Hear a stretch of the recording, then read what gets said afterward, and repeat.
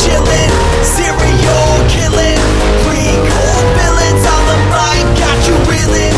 5-star rated from the floor to the ceiling. If you catch a 1-star, no time for feelings. Got a demon DJ on the ones and twos, by the name Beelzebub, so don't get confused. So grab a seat by the fire, roast them all over two, and prepare to hear the legend of the Straight Chillin' Crew.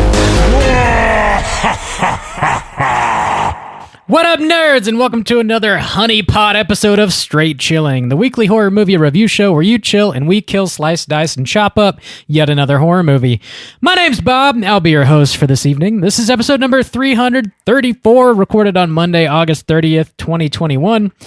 Tonight, we're going to be talking about the latest from Nia Dacosta, Candyman. Before we get into the review, let me introduce everyone else on the show. First up, calling in from Washington, D.C., we got our boy, Randu. How do? Randu! What's up, buddy? How you doing? Better now that you're using that bump a little more often. You know, I like to tease. I like to give a little bit here and then withdraw a little bit there, you know? Gotta keep it fresh. It's almost time to reinstate the pumpkins bump. I mean, I don't know if I'm ready to cross that threshold, especially because it's so precious to you. So I'm going to draw it out a long, long time, I think. I'm just priming you. I'm priming you for it. We'll get there eventually. I know, and I'm rejecting your priming. Nice. Thank you. Thank you so much. Next up, calling in from my immediate left, we got our boy Soju. What's up, man? What up? It's your boy, Honey Stains. Nice. I like that. It's a nice touch. You know, there are songs with the word honey in it. You don't have to. No. Okay. I'm sorry. I didn't realize that was not factually accurate. One song only. And it's written by we used to, but I be stroking who's retired, as you recall. So I be stroking. Last but not least, making her triumphant return to our podcast, everybody, welcome back, Nicole. What's up, Nicole? Say my name, say my name. Ooh, there you go. Now there are two songs. There you go. Now we owe Beyonce a fuck ton of money. Just like everyone else. Hell yeah. Thanks for sitting in with us again, Nicole. If you want to remind everybody about your own horror podcast, go ahead and do so real quick. Thank you. I'm super excited to be back on with you guys. It's been a little bit, but of course, because we're on Slack all the time, it feels like it hasn't been very long because we still talk on the regular. But my podcast is Light and Shadow, and we have kind of a connection with the episode tonight because you guys were on my Candyman series last year. So I'm really excited to sort of like revisit that conversation a little bit and come full circle and, you know, kind of see what things are different, what things have remained, and just sort of finish out that discussion. Absolutely, yeah. It's been a long time coming because we did those 3 episodes on your show. Juice, you talked about the original Candyman. I talked about the second, and Randy, you were a guest talking about the third. I got the sloppy thirds. Yeah. And it was all in preparation for this new movie coming out, and then, of course, it was delayed for like 14 or 15 months, so we were like, no! So finally, we're concluding our Candyman series tonight. We're excited to do so, but make sure to check out Light and Shadow podcast for the Candyman episodes, but also for all of our back catalog because it's good shit. You won't regret it. Thanks, man. Yeah, of course. Let's go ahead and tackle some housekeeping real quick. Here's your final reminder. We have our September poll pick currently posted on our Patreon website. If you support us at the $5 level or above, you get the chance to vote on a movie we're talking about this September. The theme for September is Halloween Party. The 3 movies to vote between are Casper, The Guest, and Night of the Demons. Bob, tell me Casper's leading, please. Thank you. Casper is still in second place. Night of the Demons is in first place. The Guest is in last. You have like a day left to vote, so make sure you do so before the end of August, and we'll see what we're talking about. If you're hard with Casper, get on the old Patreon and vote. Nobody's hard with Casper. That bitch is not corporeal. That's right. Dude, your boy Soju's hard with Casper. I'll tell you that right now. What a weird sentence to utter. That is a child. A ghost child, Soju. Yeah. Let's be careful. Yeah. Strange. Who was that? Devon Sawa in that movie, or some like it is Devin. Yes. some like Yeah. Tiger Beat? Okay, Yeah. it was Sawa. Yeah. Well, we all know how Bob feels about that. I'm a down. Sawa boy. Dude, I was so hoping you had that bum ready to go. It's like, I he's am. queuing this up good. I hope he remembers that bump exists. True statement. Randy really set himself up. The alley and the did. oop. Nicely done. Every so often. We have, in other Patreon news, we have not one, but two brand new Patreon supporters we got to give mad shouts outs to. Big thanks to Robbie S. and Gary L. for joining the ranks and showing us some love on Patreon. It really does help us out. It means a lot to us. Every dollar you guys contribute goes right back into the show. And as is tradition around these parts, we owe you both the straight chilling salute. These go out to Robbie and Gary. Here you go. Slap my ass. And one again? more. Slap me in the ass.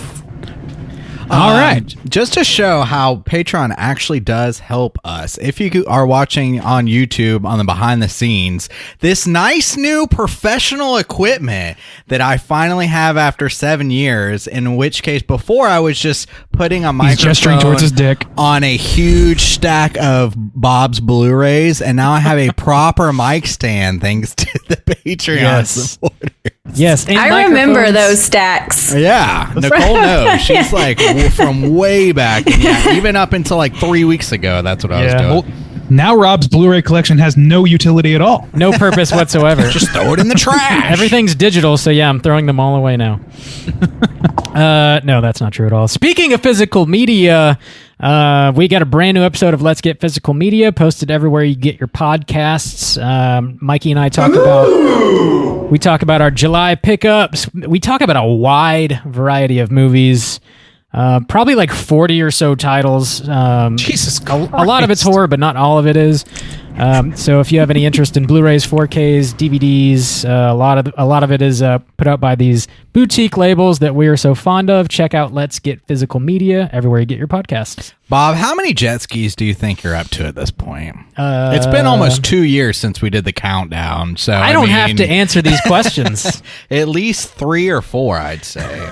Yeah, I don't know. Okay. I think you do. But. I have no idea. Where did Bob go wrong? Were he and his friends sifting way too long through the I forgot about the other song we do.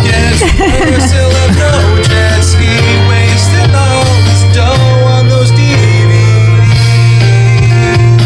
40 titles, Bob. That's a new propeller right there.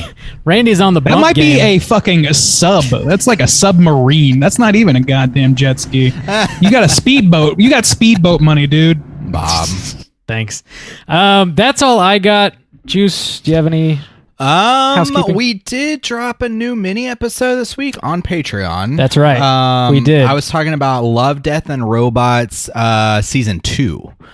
So that if you support us on the $10 level on Patreon, you get bonus episodes each month, and that is the newest one that just dropped. And other than that, though, I think that's all my housekeeping.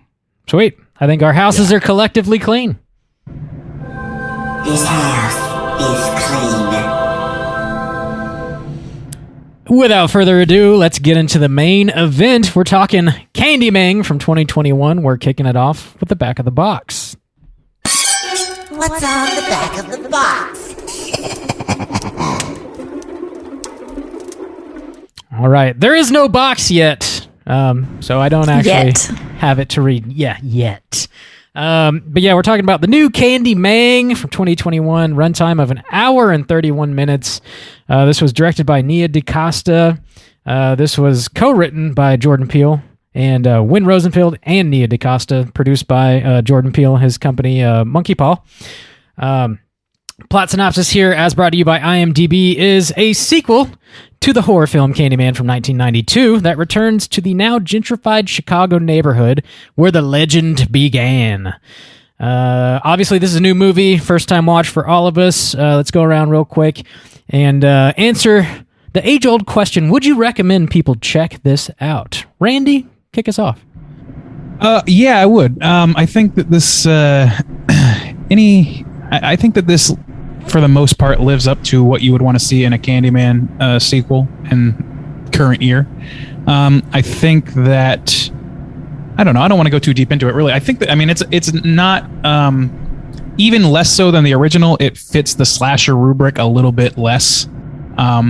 But, you know, I don't know what people are going into this movie thinking it is necessarily. If they're not terribly familiar with the original, I don't think they'll be shocked by that. And even if they are familiar with the original was never leaning too heavily on that trope anyway. So I think that this is, for horror fans and for fans of the original, is going to be a pretty good movie for them for the most part. Right on. Nicole, what about you? I would also recommend, for me, I think that what I expected is what I got. So definitely if, you know, you're intrigued by the original Candyman and if the trailer looked promising to you, I would say that it's probably safe just to dive right in. So yeah, definitely would recommend. All right. Juice, what about you? Before I do my recommend, I wanted to, in honor of Candyman and the spooky season tonight, me and Bob are pounding pumpkin pie Kit Kats over here, which are decorated individuals. Yeah, indies. Fun size. And some candy corn. So spooky season, full swing. Candyman I'd corn. like to point out that they did not share with the class. As far as Candyman goes, 2021, I would recommend people check out this new Candyman.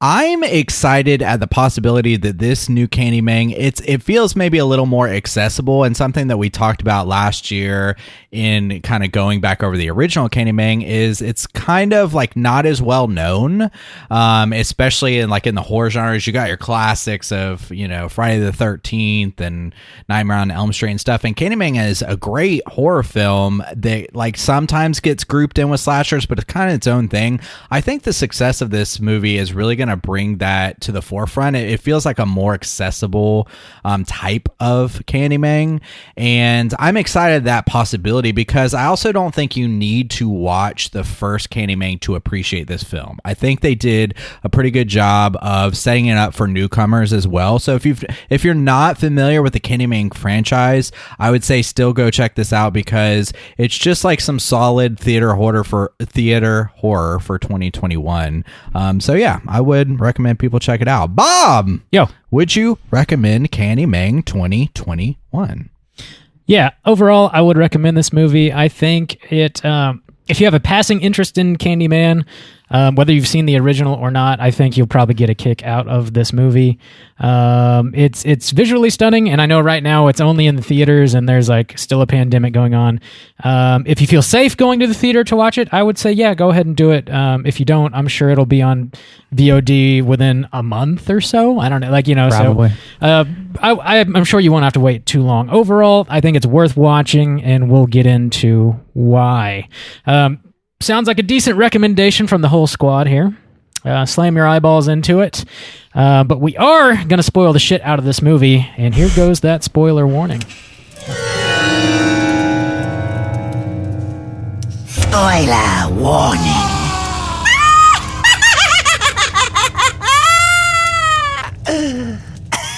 You have now been warned. And in honor of that, pumpkins. Thank you. Yes. I didn't have to wait long. Daddy gives you what you need. Oh, did he? I do have the plot synopsis typed up. It's a little bit lengthy, but I'll read quickly. Oh, Bob.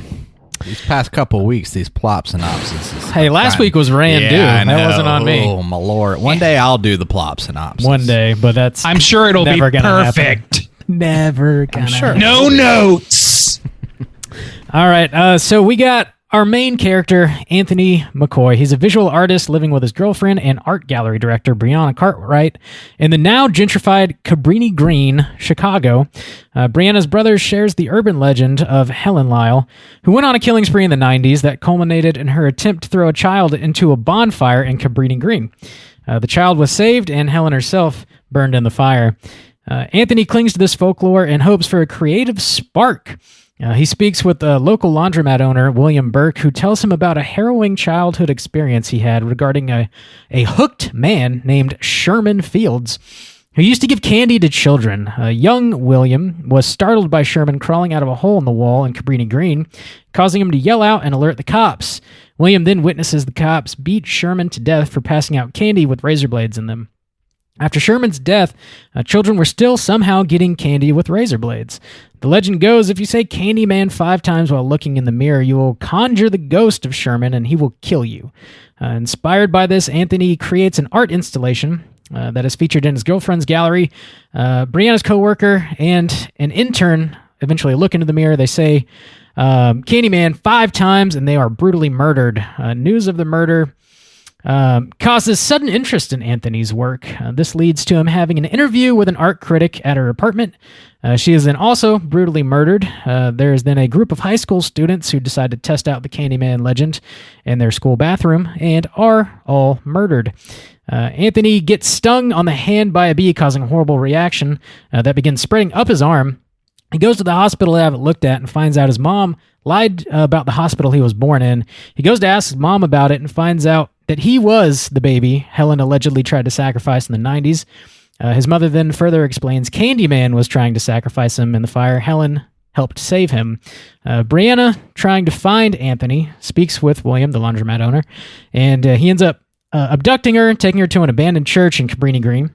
Anthony's there and his body is further deteriorated. William cuts off his hand and gives him a hook and jacket. William then explains, when he was a child, he also saw his sister summon Candyman in the mirror, and she was then killed. William now plans for Anthony to be gunned down by the police, creating a whole new legend in which Candyman will then be used for vengeance rather than just a symbol of pain. Brianna ends up escaping. She's chased by William into a row house in Cabrini Green, where she stabs him to death. Anthony then appears in Brianna's arms and is ultimately shot to death by the cops. Brianna is handcuffed, put into the back of a police car. A cop is trying to convince Brianna to agree that Anthony provoked the police to shoot him. She agrees to say whatever they want as long as she can see herself in the rearview mirror. The cop angles the mirror for her. She says Candyman 5 times. Anthony then appears as the new Candyman. He murders all the cops. More cops are on the way, and Candyman then turns into the original Candyman, Daniel Robitaille, and instructs Brianna to tell everyone. Roll credits. Sorry for the lengthy-ass explanation, but that is the plot of the film. It's okay. It's not too bad. There's a lot of lore in the original, and I think something that this movie does fairly well is weave all of that lore into it. And like it sort of pays respect to it, but also does its own thing here. My initial watch of the movie, I think I was responding really positively towards that. Like when we find out he's the baby, I was like, oh, that's kind of a nice touch. And then we also get like flashes of him listening to tapes that were recorded in the original. And like, I don't know, I thought that was all handled with care. I don't know. How did you guys feel about the integration of the original lore in this movie? I think that it was... Sorry, you go ahead. I thought it was handled really well also. Whenever we first met the initial Candyman from when Burke was a kid, I was a little bit like not sure where we were going to go. You know, I was like, the look of this guy is really cool and the story is kind of neat, but I was like, are we completely changing it? Like, what's going to happen? So whenever we get the more in-depth explanation about how, you know, Daniel Robitaille was the first, but Candyman is this like bigger overarching like spirit and concept, and that, you know, it's like he was one part of a whole, I was like, okay, this actually sort of cleans up some of the confusion from the lore of the first one and expands on it, which I feel like usually sequels, when they expand on things, it gets messy and it's not great. And I think this is a rare exception where it's like, okay, this really feels like we're getting a deeper glimpse into the world without making it more complicated. Yeah, I totally agree with that. I think that like with the sequels we got in like the original 2 sequels we got, whatever lore was involved was heavily skewed towards like expanding upon Robotai's journey and what his interest is in whoever he's hunting at the moment, which makes sense because at the time you had Freddy, and that was what they did with Freddy. That's what they did with Jason to some extent. Like there was a lot of that going around with the slashers at the time, and he was kind of trying to set up shop as the slasher of Cabrini Green. You know what I mean? So I think that that's true, and I think that this movie does a great job in sort of like patching those things up, adding to the lore without focusing too much. While focusing really more on the main themes of the original without focusing too much on expanding upon, kind of fluffy things that are about Robitaille himself. Does that make sense? Yeah, one thing I mentioned too in my recommendation is I liked that they gave some info dumps, but it at least was done stylistically. And it wasn't just info dumps like Bob had mentioned. We get the tapes of Helen doing her thing, later in the thing. But I love the puppets, and it even made this story a little more interesting and intriguing where they were going to take the lore to a further step. I loved the interpretation of the first one because we see it through Helen's vision watching the first film, but in this one you get how everyone else would experience it, and it seems like she was possessed or she went crazy and things like that, and it really kind of gives this much darker feeling like spin on it, and it kind of sets us up for maybe the journey that this new character of Anthony is going to go on, which he kind of does. And I thought that was handled really well. I was very impressed with how smooth that all seemed. Yeah, the thing that I was like a little bit like, I don't know if this is necessarily a ding, but like the way that they promoted this movie, like one of the first trailers we got, I don't remember if it was the teaser or one of the first full-length trailer, was basically the exposition of through those paper dolls that we see interspersed throughout the movie.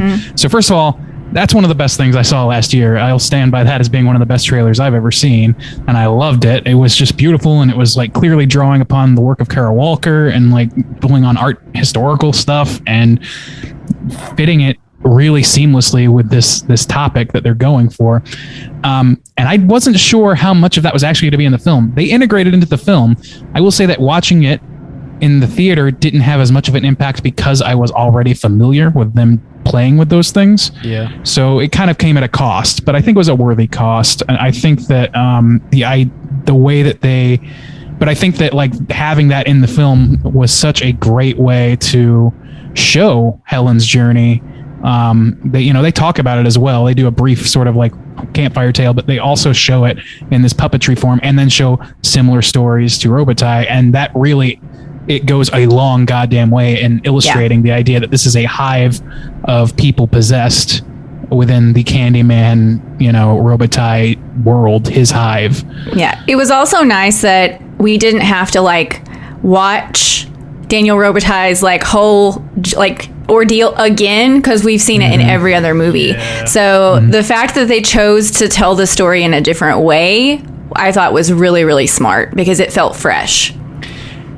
And it also is like, because this movie is as opposed to going in micro and looking at Robitaille, this movie goes macro and goes outward.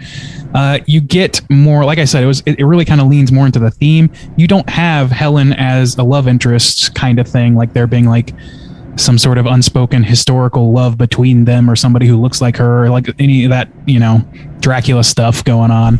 It doesn't have that. And it replaces it instead with just a heavy laser focus on the larger issues at play, which are, people getting lynched, black dudes getting lynched primarily, and the Candyman being sort of like a spiritual outpouring of that violence that lingers around, and just kind of grows that, I would say, pretty organically. I've heard a lot of people say this movie is not subtle, which I would agree to some extent. Like it's not subtle with those themes, and I don't think it has to be, though. I think it's effective with those themes. The way that they're portrayed is I don't know, you have, instead of a Helen as a love, figure of love, you have Anthony, who is a tortured artist, and I like that as a different kind of angle, a different approach to this, because Robitaille was an artist, so it directly ties them together in that way, and also allows a lot of conversation about, like, I'm sure Nicole, you have thoughts about how the art world was portrayed in this film. Yeah, I appreciated it because, first of all, I'm sure that you were very excited that we once again got real art in this movie. I was very excited that it was not a Photoshop filter on a canvas. Yeah, we saw some really cool stuff too, especially those giant portraits in his studio. Like, that was really great. But yeah, it reminded me of Velvet Buzzsaw, which I don't know if you guys have seen that one, but yeah, I haven't seen it, but it's interesting because it's in the same way it's kind of critical of these like the whole pretentious world and just the whole scene, and so I definitely appreciated that, and I think kind of the contrast of the super glossy art gallery with the little primitive shadow puppets was kind of like we sort of got like the whole scope, and the little handmade shadow puppets felt very like authentic and genuine as compared to this like pretentious art world. Well, yeah, and that's the thing is, like, I think they used it to a narrative advantage too, because as opposed to like, Anthony gets a lot of shit in this movie as an artist, as being mediocre or whatever. The thing he puts together is not bad, in my opinion. I think it was kind of cool, but there's not a lot of, everybody's so hypercritical and so hyper focused, like, the whole idea of what is the value of art and what makes art valuable, like, that's always at the fore of my mind when I see this sort of thing portrayed. I haven't seen Velvet Buzzsaw, but I understand that it's a pretty satirical take, and I think they kind of did that here, but they kind of did that to comment, I think, on the idea of exploitation of black men's work in the world over, like, historically speaking. This is somebody who, his biggest problem, the reason that they don't want that he's not a beloved art figure, that he has trouble selling his art, is because he's not putting enough pain of his own pain and historical trauma into the fucking artwork. It's when he starts doing that it starts getting a little bit interesting, but then he's like, it comes at the ultimate cost for him. He loses his fucking soul. So I don't know. Like, I think that's a pretty interesting sort of subtext or subplot going on in this. That's like an extra commentary on top of the commentary that we expected based on the trailers. That was one of the things that I saw as a little bit of a critique of this film, is that in approaching a smooth way to kind of bring this Candyman into like a new era, it felt like they needed to almost explain everything. And so in our discussion last year, there's a lot of interesting kind of just choices about the first Candyman. The way he dresses that aren't really explained. The way he dresses, there's this huge focus on art, and that's not really like tied to any character. It's just prominent throughout the film.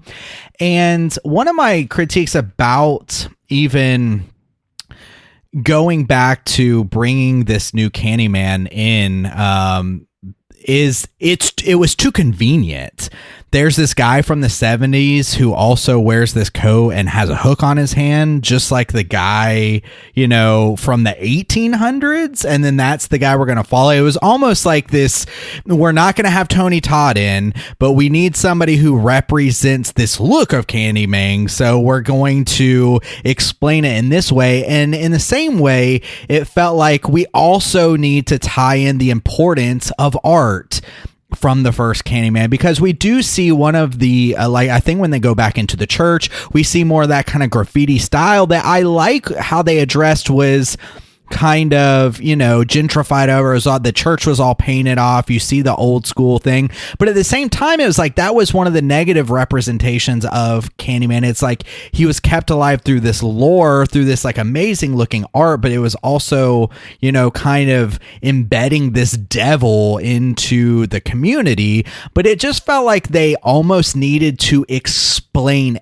everything from the original Candyman, and I was like, sometimes it felt a little too much to me. I feel like I complimented this movie earlier about how it does a really great job at integrating the lore from the original movie. I think they spend too much time on that and not enough time on what they're bringing fresh to the movie and to the franchise, to where like the second half of the movie, specifically the ending, feels super rushed. And I feel like what they're trying to turn Candyman into is like almost kind of glossed over in a way. Like, it's very rare that I'd say on this podcast, like, I wish I had another 15, 20 minutes with this movie. Yeah, that is a rare bird indeed. But I really feel that way. I think it would have done this movie some justice, because like, you're right in that when you say, Juice, that like there's this convenient like guy in 1977, Cabrini Green, he's got a hook and a jacket and he's handing out candy. And like we do get glimpses of like Daniel Robitaille in early artwork, and then also at the very end of the movie when we finally do see Tony Todd for a second. But like other than that, every time we see Candyman, it's Sherman from 1977, and he's floating around killing people. And then at the very end, we get Anthony, who becomes the new Candyman for like a couple minutes, and then we get a flash of Tony Todd. It's just very confusing that it's kind of bouncing around the way that it is bouncing around. I feel like ultimately Tony Todd at the end was just like fan service, which it was cool to see him, but if they're going to do that, I almost wish like we didn't see Sherman killing people. I wish it was just always Tony Todd killing people, if you're going to have him in at all, See, I would disagree with that, actually. And it's not that, that couldn't work, but to me, it's like I feel like, first of all, I want to say that I really loved the guy doing whatever the 70s Candyman. Like his look, he looked like he played that shit terrifyingly. Like huge kudos to him. Every shot of him was fucking terrifying. I love the choice to have him float too. I thought that was a really nice. Yeah. And just the way he like crawled out of the hole, like everything, like the way that was directed was just so good. And I understand. Like I think to your point, I could have lived with seeing maybe a few more shots of other people's version of Candyman, which we saw like a few like kind of glimpses right at the end, right before it turned to Tony Todd. But I also think that the shadow puppets kind of did that for us and leaves the mystery open for future groundwork to be laid in other stories. So I don't, if they do that, which I mean, I'm never super on board with continuing these sort of things, but if they do, that gives them a lot, like a wealth of things to pull from, I think. Something I heard Jordan Peele say, and I'm definitely going to be like kind of paraphrasing here. I think we talked about this a little bit when we were doing the series on your show, Nicole, as well. Is like, given that like Candyman is who he is, like he's a wrongfully persecuted black man who was like tortured and murdered, really essentially for not doing anything wrong. It's just and then he like comes back and murders people at Cabrini Green in the 90s, and Jordan Peele was talking about this concept and how like, given who he is and like how he becomes Candyman, why would he then go to the projects and kill a bunch of poor black people? Like, it makes more sense that he would kill like super rich white folks, because seek vengeance or whatever. So like that, going into this movie, that's sort of what I was expecting to see a lot more of, and I feel like they get to that at the very end. I was just sort of like shocked that wasn't the whole movie, and ultimately I wish it would have been a more consistent theme. I think it would have made a stronger story ultimately. Well, if you notice though, he doesn't kill any black people until the very end, when Burke sees his sister get killed. Yes, I was going to say, that's the one I remember. But up until that point, everybody who dies is white. And I was like, I feel like this is a very specific choice. I agree. Because it's like, because there were so many little issues with the 90s version. And that was, I mean, people have been saying for so long, like, why in the world would he come here and terrorize his own people? So I definitely feel like it was a huge step for them to be like, okay, we're just going to like right the ship here. Well, and this is something I disagree with on Bob, in that one thing I like the choice that this one made that kind of, it maybe explains that first one without having to kind of tear it down, almost in my mind, is that he haunts this area. And so I like the idea, especially with the school where he was killed and tortured in Cabrini Green, and you see in a whole ton of like possession or haunting movies, or that kind of pain it takes over this area. And I know that changes maybe in the second one where he goes to New Orleans or whatever, but from the first one it's like, why would he come to the projects to terrorize these black people? Well, it's like, well, that's just where he is. It's Cabrini Green. It's about this area. It's about this neighborhood. So when it becomes gentrified, I like that it's like these people don't know what they're fucking getting into. The people in the projects have had to live with this demon, this devil for decades, and now people are treating it, like this fun little story. These girls are getting slaughtered in their preppy high school. And so I'm like, I like that idea, and I think it serves as a way to take the first one and make it make sense, but also to kind of right the ship at the same time. So to add on to that, like that's a fair point, but the movie also doesn't seem to keep that consistent, because at the very end of the movie, like whenever she conjures Candyman, it seems like Candyman's just going to kill whoever conjures him. But she's still Cabrini Green, regardless of color. I know, but she conjures Candyman, and he just only kills all the cops and not her. I think that's a reflection of. I'm sorry, I didn't mean to interrupt you. Go ahead. I don't know. My point is, it just seems like the lore is still a little inconsistent and confused. Ultimately, I would argue that you guys are both kind of right, because, I think that, the idea, we know that Candyman can go other places. He goes to New Orleans. He goes to, what was it, Chicago? What's the other one? Or no, LA. Chicago. What am I talking about? LA. LA. Yes, thank you.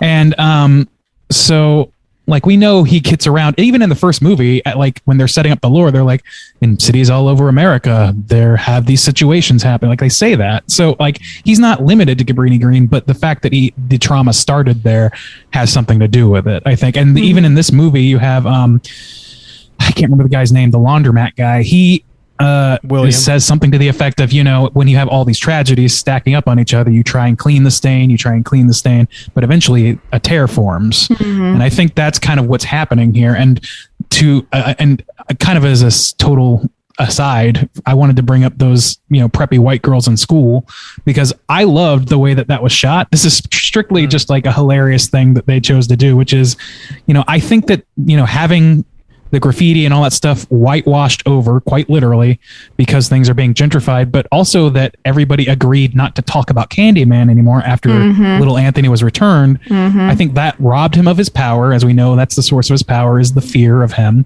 And so later on, they're talking about these people have died or whatever. It's in the news, and it's Anthony's wife and her girlfriend and her brother are talking, and he's like, people are going to start summoning him again or something. She's like, who would be stupid enough to do that? Cut to white girl in high school. And I'm like, of course that's fucking who's going to do it. People who, who don't have the frame of reference for that necessarily, and who are comfortable enough in their spot to not fear the idea of summoning things. The brother also says, black people don't need to be summoning shit, which is a hilarious line, and kind of speaks to the thesis or to the themes, I think, in that way. It's like, these are people that, within the world of Candyman, certainly they know better. They have seen the results of what doing that is.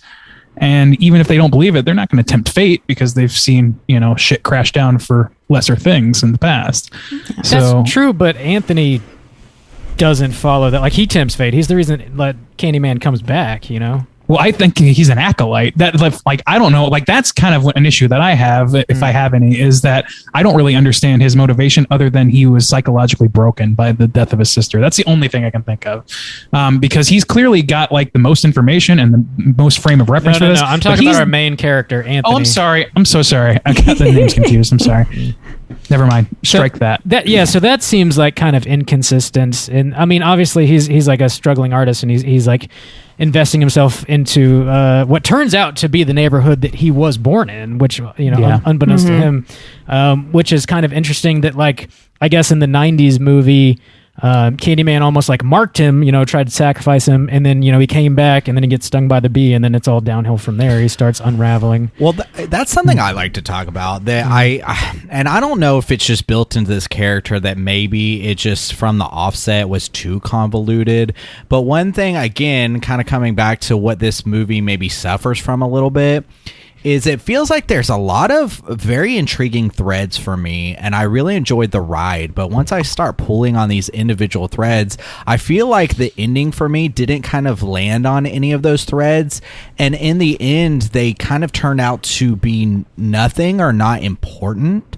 And so one of those threads is about this kind of idea of Candyman possessing or infecting people. So there's they plant this seed in your mind, again, like I said, which I liked, of the interpretation of Helen.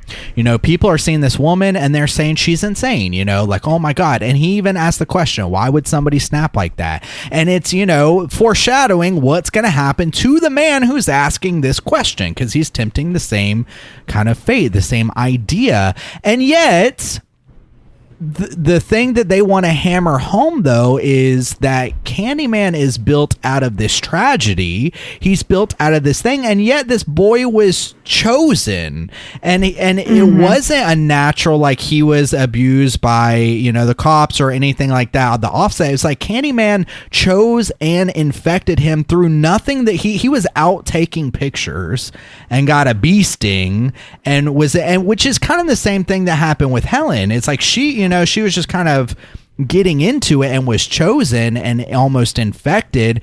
But in the lore that this movie tries to set up, like with Sherman in the 70s, it's like, oh, it's you become Candyman through your own trauma and tragedy in the community, and like then you take on the mantle kind of Candyman. That's not what happened to our character. I mean, ultimately in the end they try to like shoehorn that in, but through the whole journey that's not what's happening. I like that idea of him being infected, especially in the same way, again, like how they tied it in with Helen, but the ending just didn't sit right with me about this guy in the community like forcing this hook on his hand and putting the jacket on him. I was like, what? It felt very forced and not a satisfying ending to me. So before we go further, I really would like to go back and like kind of revisit what I can't remember who brought up earlier about just the sort of the social commentary and the message in this movie, because I feel like it's super important to like pretty much everything in this movie.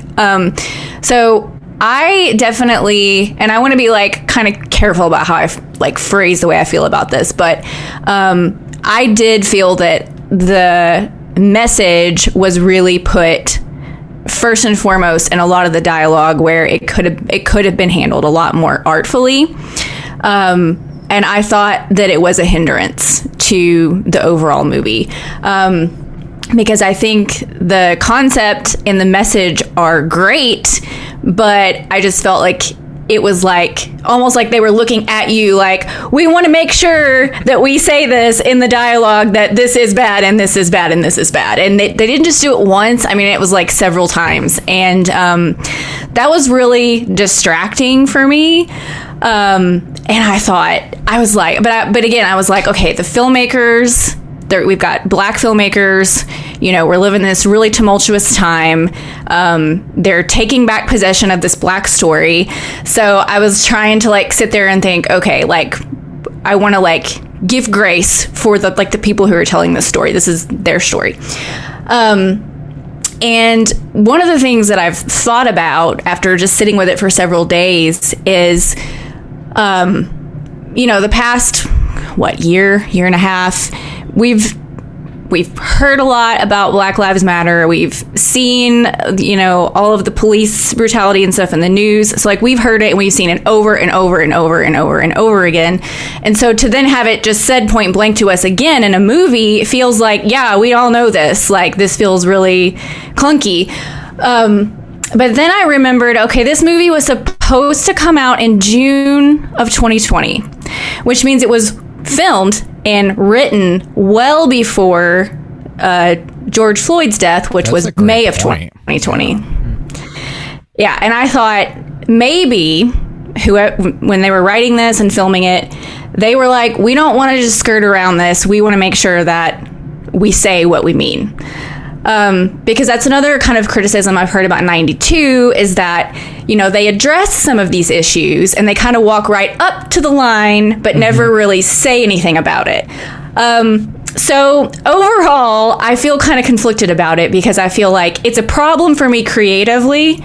But when I think about the context of when it was written and who wrote it and why they wrote it, I have a little bit more grace for it because I'm like, it actually seems like it might have been just right ahead of its time.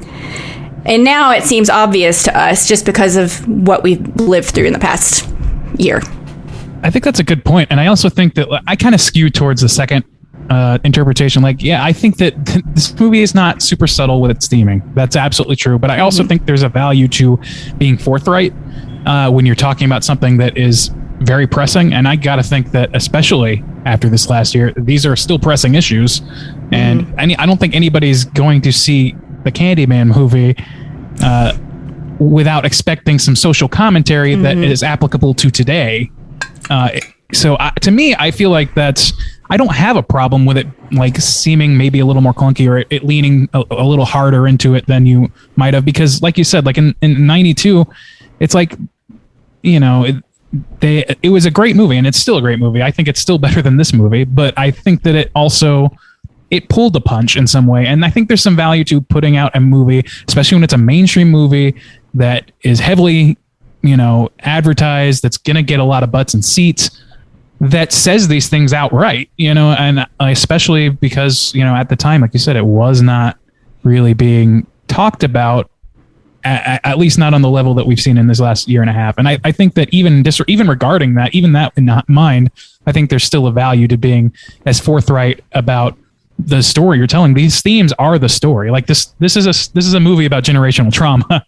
So I don't know how you skirt that issue.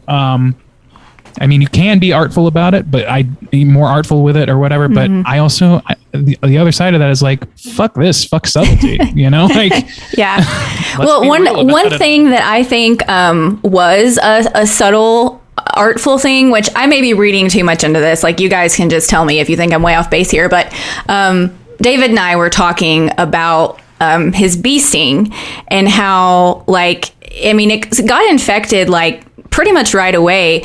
But David was like, why didn't he go to the doctor sooner? Like, he said, everybody saw it and everybody saw how bad it was. Why didn't anybody say anything? Why didn't anybody do anything? And I thought, oh my gosh, I was like, is his bee sting in his super infected arm, is this a commentary on racism and nobody doing anything when they see it? I was like, I don't know, that might be a reach, but that was a subtle thing to me that I thought I wish they would have done more of that stuff where you have to dig a little bit, the only people really concerned about that is his fiance, right? It takes a long time though. I want to take this note. This was an amazing moment in the theater that I want to set up since you're mentioning it. I was sitting right next to Shaboy Bob over here. Shaboy. And it was a great moment. It's a great moment for horror in this movie to take it outside just the slasher realm, because it became this almost like body horror as it creeps up his arm. But when he's in the cathedral and he's literally full of holes, Bob lost his shit because Bob's got that fear of holes. I think I felt that. Yes. And it was so perfectly set up to where I was like, oh man, that looks gnarly. But I mean, it affected Bob physically. He melted and just I covered my eyes. I could not look at the screen. I felt it for a couple hours after the movie. It's a phobia called trypophobia. It's a fear of holes. It's I don't know. It's a fear of holes. This shit fucking is disgusting. It's the worst shit ever for me to look at in the world, and it affects me very physically. I was not ready for it. So that's like probably the scariest scene of any movie I'm gonna watch this year.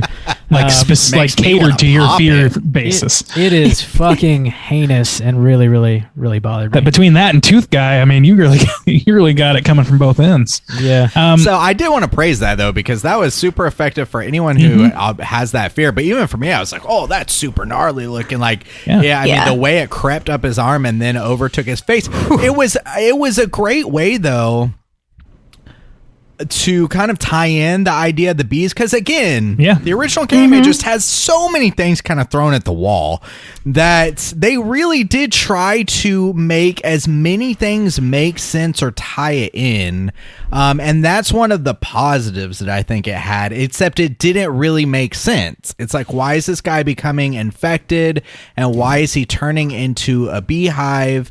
If you become Candyman through generational trauma, like we talked about, through these institutional practices, that doesn't really fall in line. Like, there are these two roads and they're trying to make them intersect and they don't. And so it's problematic in its overall world building and logic, but in like as a mechanic, it works because it looks gross.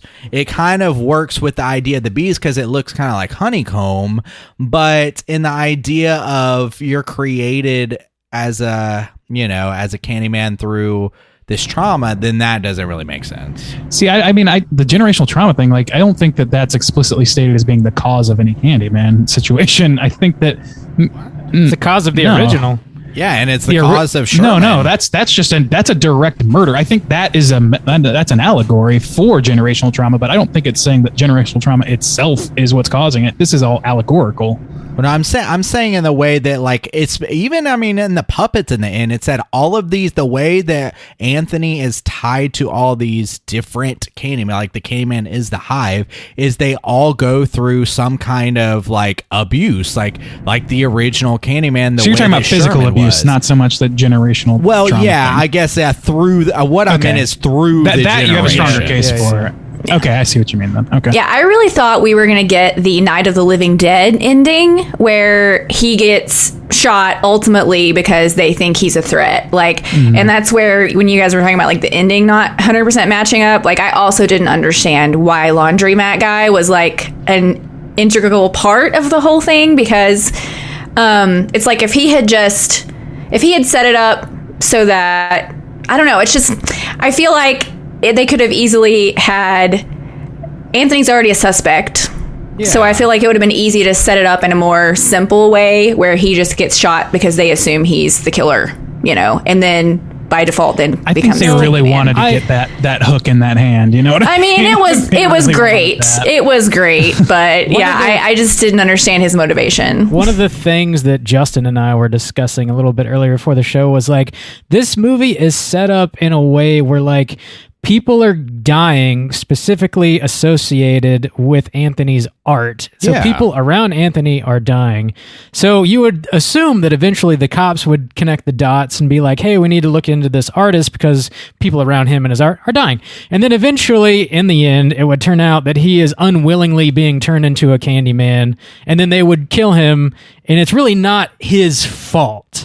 Like, it's all heading in that direction, and then they don't do that, and instead William like forces him to become Candyman and gets shot, and then it seems like Candyman is then now being wielded instead of just like killing whoever conjures him. Like, you can conjure him to like do your bidding almost in the end. So I read a theory about why she didn't get killed, by the way, and it made sense to me that basically there's always kind of like a witness to the incident who then has to carry the story to the community, and that because she's the witness, like, she's the one who has to now go tell the community about Candyman. So he doesn't want to kill her, because if he kills her, who's going to spread his story, basically? And I was like, that makes sense to me. I also think that there's a component of, Anthony being part of the hive now. Yeah. Maybe his feelings towards her are integrated into that somehow. But yeah, that makes a pretty good logical sense to me. That scene was beautiful, by the way. That does actually make a lot of sense in what they try to show you, because I was like, why did why did they even need to show the little girl, the sister of William? Why Burke. did they even need to show that happening, and why would he want that to come back? Because it seemed like he witnessed his sister get murdered by Candyman. It had nothing to do with any kind of institution or any kind of like abuse. He literally witnessed her performing the ritual and being killed. So why would he want that to take place in the thing? But if that is true and just the general lore of someone needs to kind of care, because he is the one who brings this kind of Candyman back. He's the one who tells Anthony about it. So that actually, that actually is helpful in a couple different ways. Well, and go ahead. Oh, sorry. The scene where he is basically a witness to Sherman's death, like the way that's shot, like it's really clear that he's super upset by it. I mean, he basically hears a man get beat to death. And I think it's really conflicted because he was afraid of this man and he screamed because he was afraid, which brought the cops in. So he probably feels like this is kind of my fault. And then he hears this man get beat to death. So I feel like that was the beginning maybe of his just trauma. And then later when his sister gets taken out, I mean, I feel like that all has just, sort of contributed to his being where he's at. I think and how he's feeling. Psychologically broken. And, the thing is, though, like one thing that's incongruous maybe with that is if we were going with the idea that, Candyman needs a witness, Candyman needs a torchbearer to carry out his, his name, his legacy, then I would think that like they specifically show that particular Candyman to William Burke, both the first incident and the incident with his sister, he shushes him. So if that's what they're saying, then I feel like the shushing, that's probably incongruous with what they're trying to say, if that is indeed the intention. Yeah. So that doesn't necessarily work because you don't want him to be quiet about it. You want him to tell everyone. That's the point, right? Right. Yeah. So yeah, that's true. I don't know. But he also, the first time he did that as at least we assume some sort of sentient person of his own, unless he was already under some sort of spell or whatever from Candyman. He was operating himself and he shushed him so that he wouldn't be caught, because he was being hunted by police. Well, right. So, I mean, maybe it was just a callback to that, but it kind of runs counter to what we're talking about. Well, see, and that's the thing that, like, if they showed the original Sherman and maybe he had some kind of markings on him, like he was also infected, because then you could even ride the idea of the kind of a physical metaphor of this generational trauma, where the original Candyman, this happened to him, unfortunately, and in a way his pain like reaches out generation to generation and grabs a man like himself and starts to transform it in the way, kind of like in the metaphor you say of like, the racism, like people just ignore it and it kind of starts to take over somebody, and then as a result, that makes them disfigured or that affects how they look. And like, I don't know, kind of tying in those ideas, but there was nothing like the whole infection idea of Anthony, I think is problematic in the lore, because they even set that up in the same way as Helen. Helen was, possessed, she was infected or whatever, but that has nothing to do with this narrative that they're now pushing in the new form of Candyman of Sherman, of that like, no, it's formed through trauma, no, it's formed through abuse. And so like there's a disconnect there for me. I want to point this out real quick, because there is a generational trauma is a specific concept. So I want to point out what that is, and what I'm talking about when I say that is the idea of, so this is like something that's been studied in like Holocaust, children of Holocaust survivors, things like that. People who did not experience the trauma firsthand, but through storytelling, and in some scientific studies, they've made correlations to literal like altering of DNA in children based on the trauma of the parents. So that's what's being talked about when you talk about generational trauma. That second part, the biological aspect, is I think far more in question. But the idea of being raised by somebody who teaches you outright to fear X, Y, and Z because X, Y, and Z horrible thing happened to them is undeniable. Like that's, and I think that's really what the movie is about more than anything. I think that the direct like lynching and things is kind of like that's the pimple popping, but the pimple has to grow. Do you know what I mean? Like, this is something like, and I think that's what's being played out with the bee sting. I don't think even Helen went through something quite so similar. She was entranced as a lover. You know what I mean? And that was kind of a special case, the same way that Anthony, I think, is a special case because he was marked as a baby. I think he's just wandered back into the maw of the beast unwittingly, gets stung, and then gets caught up in this situation that he, by all accounts, should have been able to remove himself from as somebody who never specifically experienced the trauma himself, but his mother did. Like, and he's been like her fear and came through him in some way. And it's, you know, the effects of being somebody who's trying to make it as an artist, who's not properly plumbing their pain for, you know, art points. I mean, I don't know. I don't think that it's a prerequisite to be lynched in order to become Candyman. I just think that is the common story. But that's what they show you in every other instance, especially through the puppetry story. Because like I agreed with you. Like I was kind of go to the same point of like we only see Sherman, and it seems like a little bit of a way to get out of the whole like Tony Todd idea. But then like again, he's wearing the same specific clothing. He literally has a hook on his hand. But then we're treated to this whole like puppetry show where it's like no, there's a lot of people like this, and they're all kind of wearing the coat, and I kind of took that as kind of like a metaphorical coat, except for in the ending the man literally puts a coat on him. I was like, this is a little too much. But if we saw some instances of that, then like okay, but it feels like they ride this line and don't really pick a lane, and I think that's a detriment. Yeah, it seems like there's some kind of magical combination of supernatural and a very specific set of life circumstances, you know, and we're not ever really given like what that magical crossover formula is.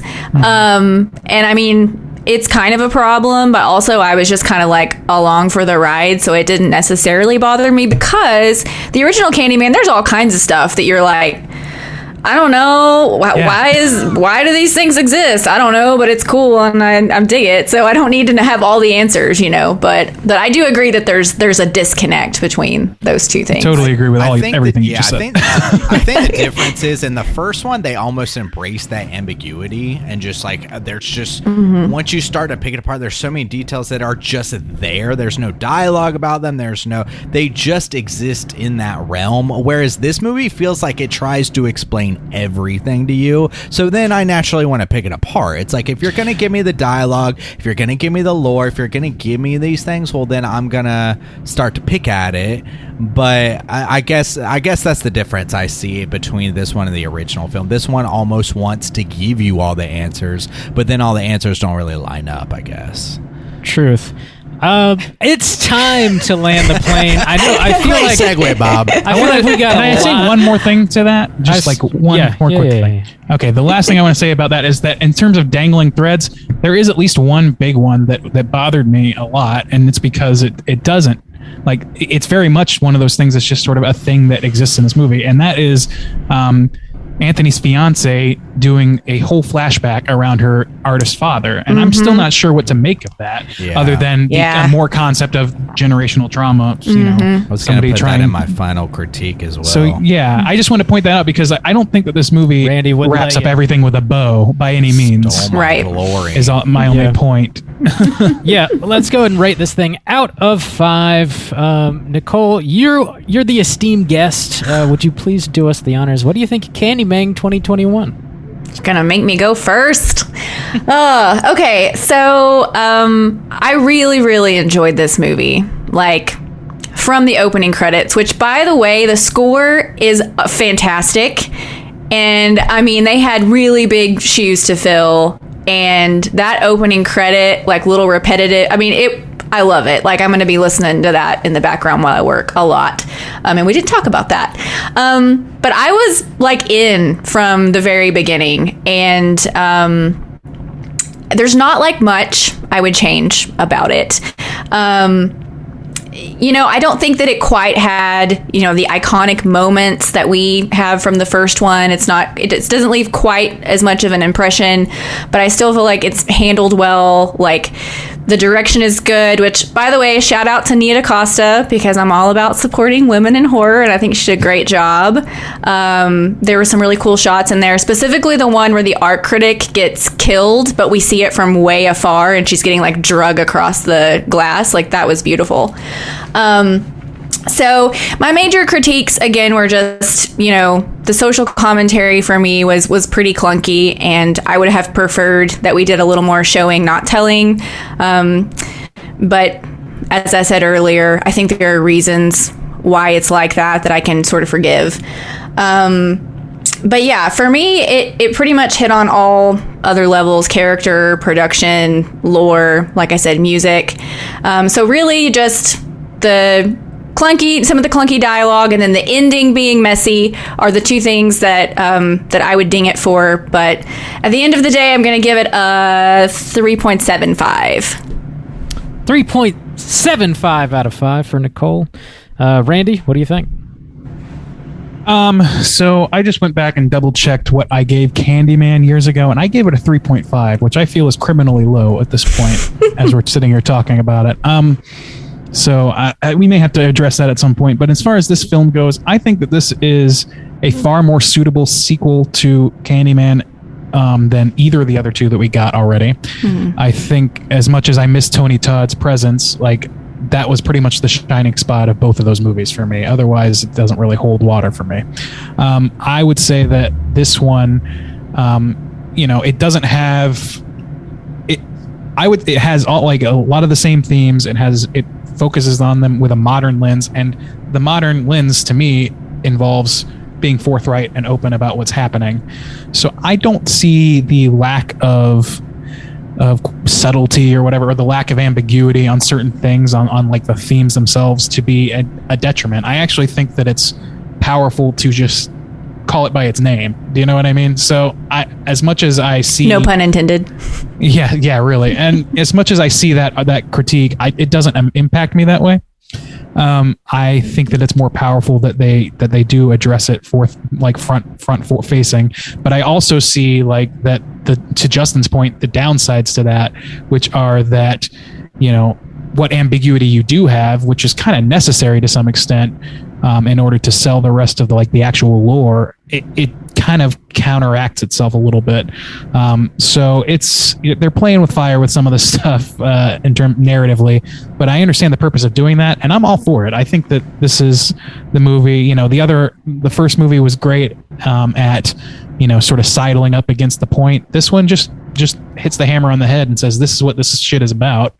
And it also leaves enough interpretive room for you to spread your wings a little bit and try and see what else it has to say. I also, and just from a craft perspective, so now that we've got sort of the theming and the main point out of the way, I think the movie is directed, acted, and just like the look of it is beautiful. I think everything about this movie is great. I think its biggest shortcoming is actually the writing, and it's just because you can take those things multiple ways, and I can totally see both Justin and Nicole's point on that, and it really comes down to preference. And for me, this particular story needs to be told with less fluff. Fuck it, this is like this has gone on as sort of like no reason to pull your punches now. Do you know what I mean? So to me, I think that it works on pretty much every level, with the exception of the writing being a little bit clunkier, a little bit more. It's easy to interpret that in a way that works to the movie's detriment instead of to its benefit. So on that point, on that craft point, I would ding it about a point. And I'm going to give this a 4 even, which is something that's going to I'm going to have to address that original score at some point if we get the chance. You never know. We might revisit it. We might. I'm going to slide into these DMs real quick. All right, Bob. Out of 5, what you think about Candyman 2021? Thanks for asking, guy. Mm-hmm. Allow me to answer your question. Yeah, this movie is not particularly subtle. I honestly wish that it was less subtle than it is. I feel like they're trying to make a very specific point, and the plot really muddles the point up. Ultimately, like, after thinking about this movie for like a couple days, I wish they would have done like a hard reboot instead of this sort of like sequel / reboot that's, I guess, now a trend with horror franchises. Well, not even just horror franchises. I mean, Star Wars did it, Halloween did it, Candyman did it, now Scream's doing it. In January, we're getting Scream 5, but it's just called Scream. Yes. Jesus Christ. Ghostbusters. I don't like this as a trend. I think it worked well enough for Halloween because the Halloween franchise is just so incredibly muddled and going in so many different directions already that, like, okay, let's go ahead and ignore all that mess, and then we'll just start off where the first one ended. Whereas, like, the Candyman franchise, you got 3 sequels, they're all in a row, whether you like them or not. They all have Tony Todd in them. Like, it's a connected story.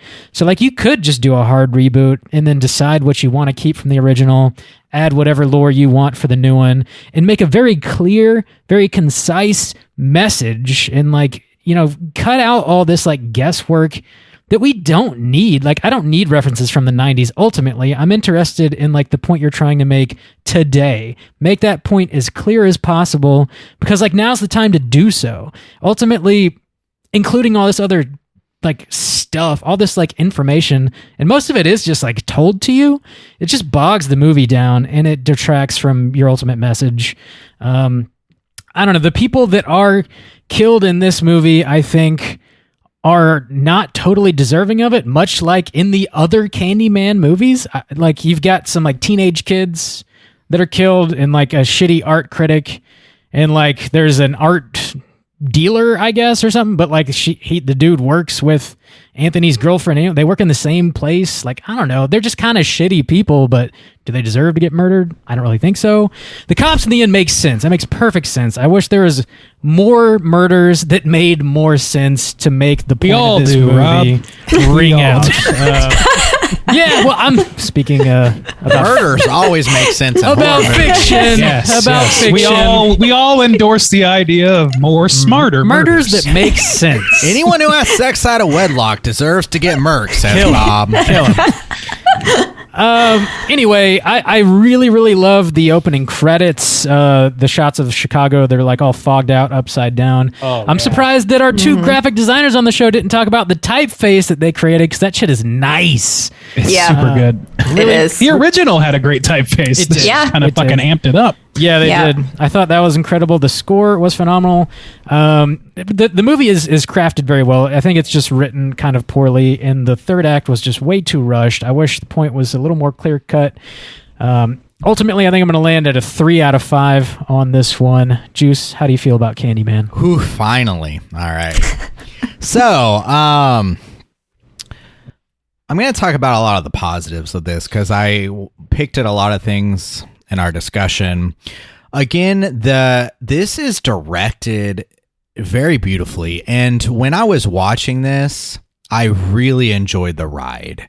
One thing, I covered the original film with Nicole last year, and we talked about kind of the lack of kills in that one. I feel like they brought that on this one. The kills in this, whether they were justified or not, were not only cool in like a horror sense, they were just directed in a very fun, sometimes beautiful way. That first kind of big kill where they're in the art studio and you see him in the mirror and he rips the screen, there's like the drop of blood that drips down.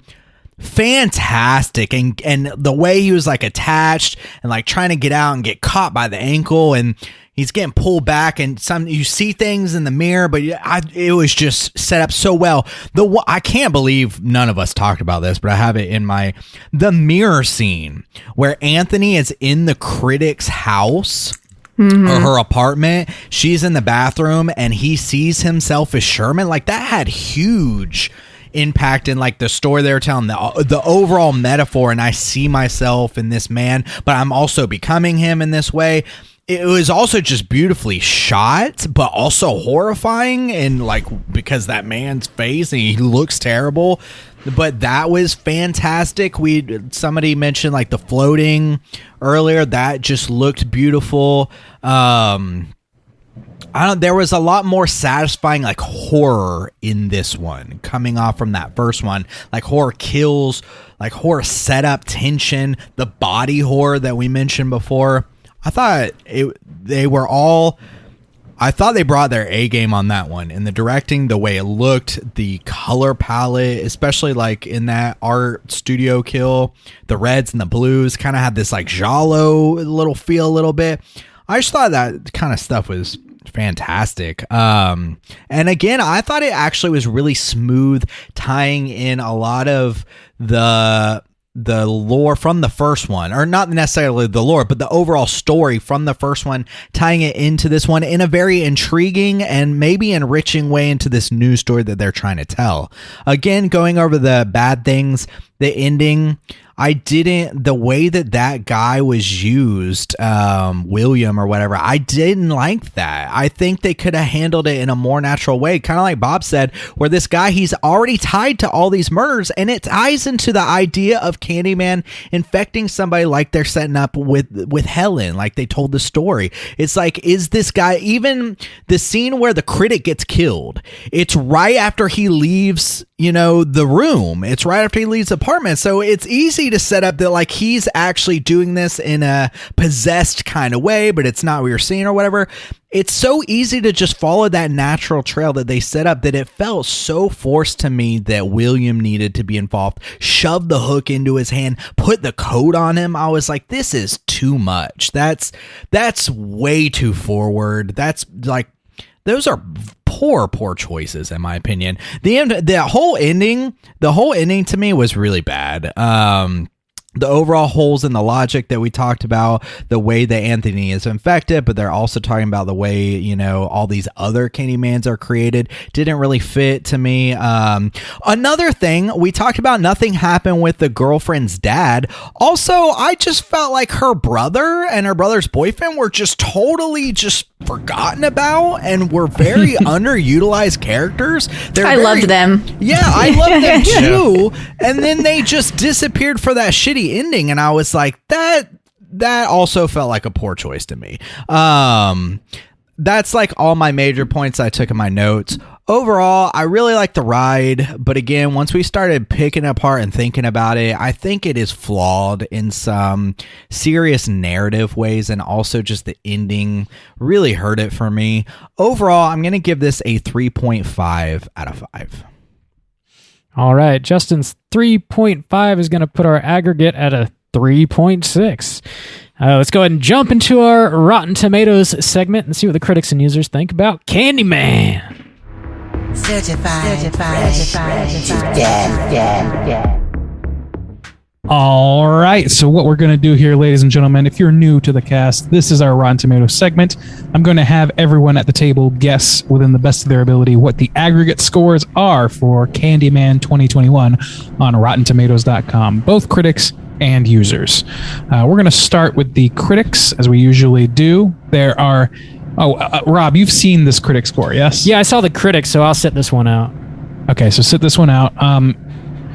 This has how many reviews? 236 reviews counted in the critics section. Nicole, you're our guest. What do you think that the critics gave this film? Well, I feel like the critics really like Jordan Peele, and, he fits in that, like, prestige horror niche that I feel like critics are a little more kind to. So, let's go with 75. 75. All right. Soju, how about you? Yeah, I agree. I think this movie is going to get a lot of respect. Nia Dacosta, she did a great job from a directing standpoint. Jordan Peele kind of attaching his name to this and helping out the screenplay and everything, I think has really helped it. And you see that a lot in the marketing too. Like Jordan Peele, a lot of people think is directed by Jordan Peele. So coming off of like Get Out and Us, I mean, I think critics there is positive stuff to jump onto, but I think it's also riding that goodwill as well. So I think it might be higher than 75, honestly. And I think it was kind of a big boom, like horror this in the theaters again. It almost felt like this was kind of the beginning of like these good horrors hopefully coming out. You got like Halloween, Malignant coming out. So I think they'll be positive to it, and I'm going to go with 75. I don't want to go too high. I'll say 80. 80, okay.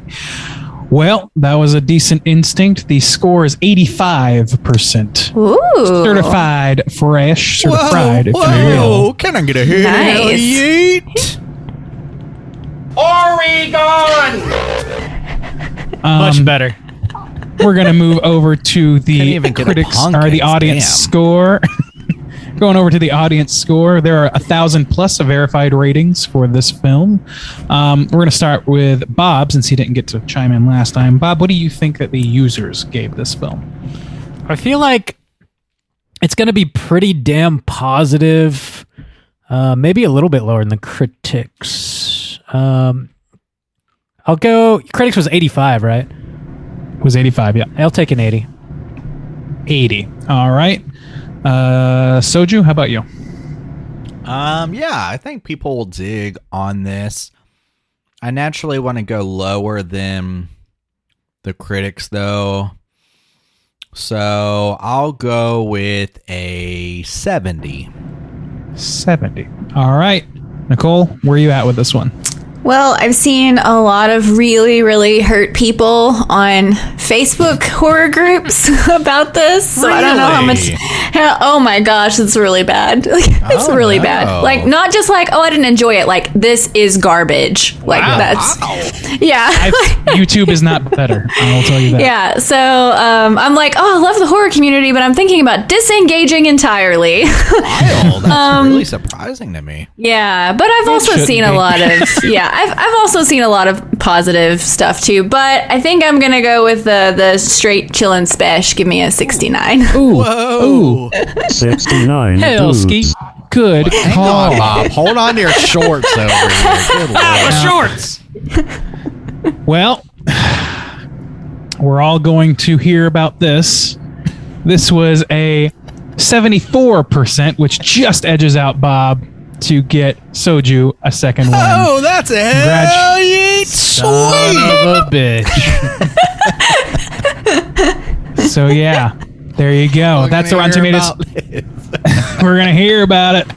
The critics' consensus reads as follows: Candyman takes an incisive, visually thrilling approach to deepening the franchise's mythology and terrifying audiences along the way. That's fair. I think that's fair. Audience says the 2021 Candyman may not be as scary as the original, but it expands the story in ways that fans of the franchise could enjoy.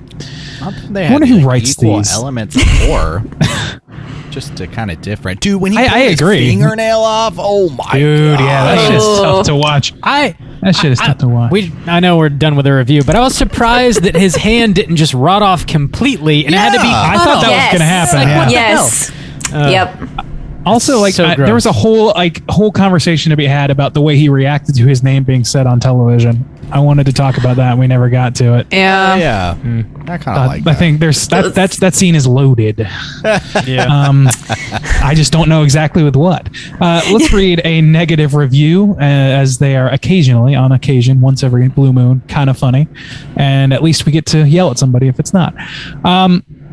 Let's see. You should feel something that the overwhelming sensation provoked by Nia Dacosta's Candyman is numbness. Then is a problem. I don't know about numbness, dude. Not numbness. I don't Magic. think so.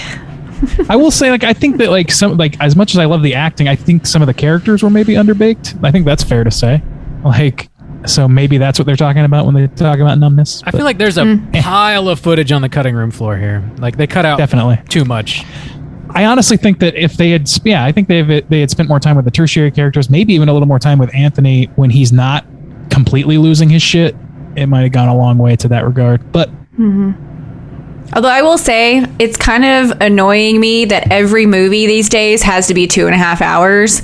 So when I saw that this was 90 minutes, I was like, I'm in. I'm in for I the wonder if 90 that was minutes. a reaction to I that. agree. Yeah. I don't know. I think people taking the time they want to tell the story is a good. I'm rarely bothered by a long runtime personally. Yeah, well, I mean, if I don't feel like 10 to 20 minutes needs to be cut out of the movie, I'm fine with it, but Yeah. That's fair. Looking at you, Netflix originals. God damn. Just think you can load us up with hours of bullshit. All right. We're done. I'm done. So. Thank you, Randy. It is now totally time for trivia. It's totally time for trivia. Juice, what you got for us? All right. Actually, I found some interesting trivia. Not a whole lot, but the film series was based on the short story by Clive Barker. Does anybody know the short story that this was based off of by Clive Barker? Looking The at you, Forbidden. Nicole. Whoa, that's a hell yeet for Nicole. She is correct. Based on The Forbidden by Clive Barker. In response to the success of Freddy vs. Jason, a crossover film with Candyman entered development. Does anyone want to take a guess of who Candyman was versus? The Leprechaun. Oh, so it wasn't one of those other two? It was somebody else fresh? One of those other two what? Freddy Like, or it Jason? wasn't Freddy or Jason? No, it was not. It was somebody somebody else. fresh. Well, it's got to be... Oh, my God. I'm guessing it was Chucky. That would just be the Okay. diminishing Candyman thing that they versus would do Chucky. to Candyman. I'm going Leprechaun on this. Nicole, would you like to take a I guess? know this piece of trivia, All so right. I will refrain.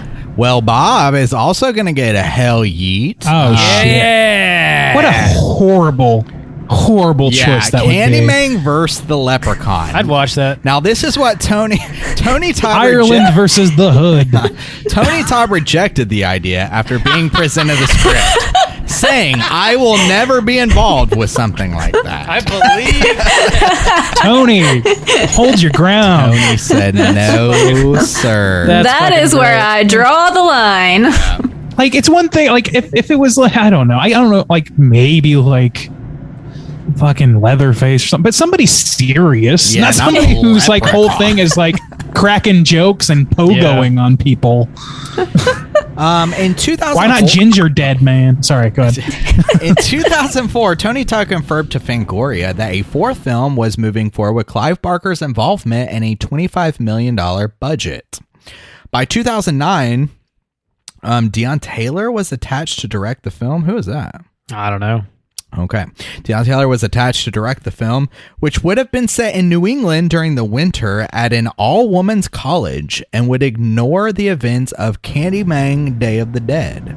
The film eventually fell apart due to disputes among the rights owners. So, what could have been? Except I heard that third one's pretty bad, so... Yeah, you heard correct.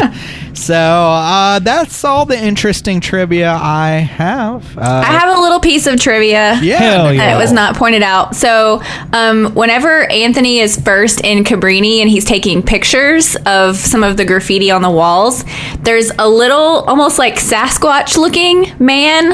And that is Clive Barker's original sketch for Candyman. That's what it looked like. Oh, shit. Nice. That's cool. Yeah, he was like all hairy and kind of monstrous. Sounded like that. Yeah, so I thought that was a cool little nod. Nice. Like nothing I'd ever smelled before in my life. Huge doo-doos. That was the real Candyman. Negative. Thank you, Juice. I'm going to put you back to work because it is time for Cooter of the Week. Straight chillin'. Cooter of the week.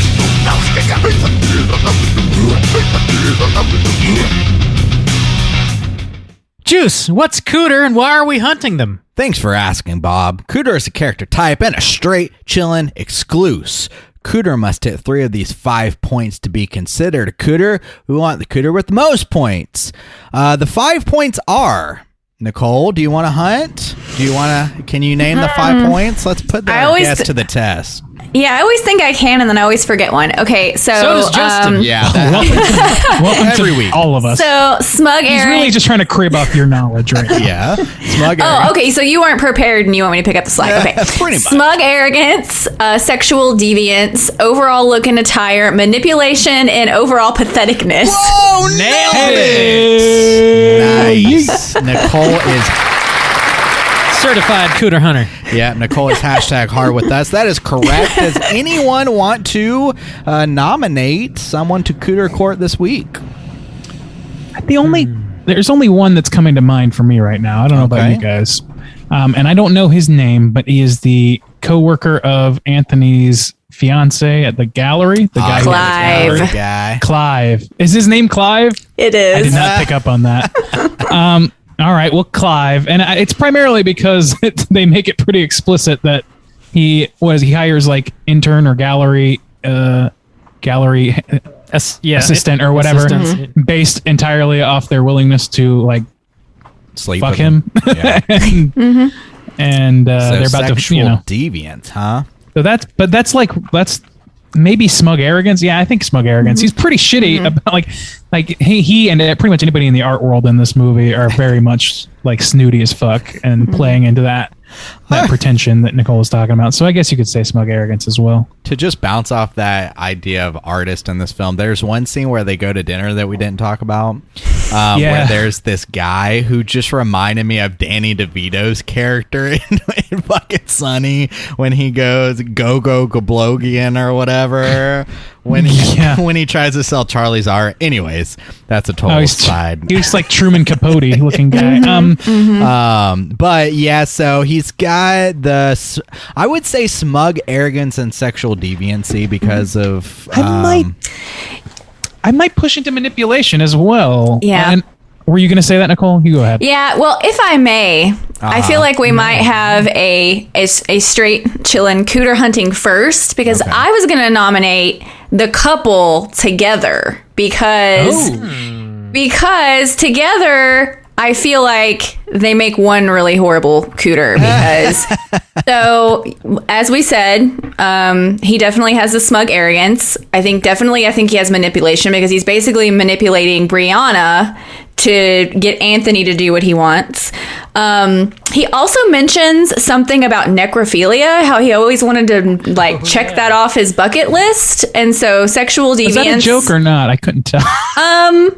I don't know, but even as a joke, it hit me as really icky. And then that's not somebody you say before you bang someone. No, Unless they're dead.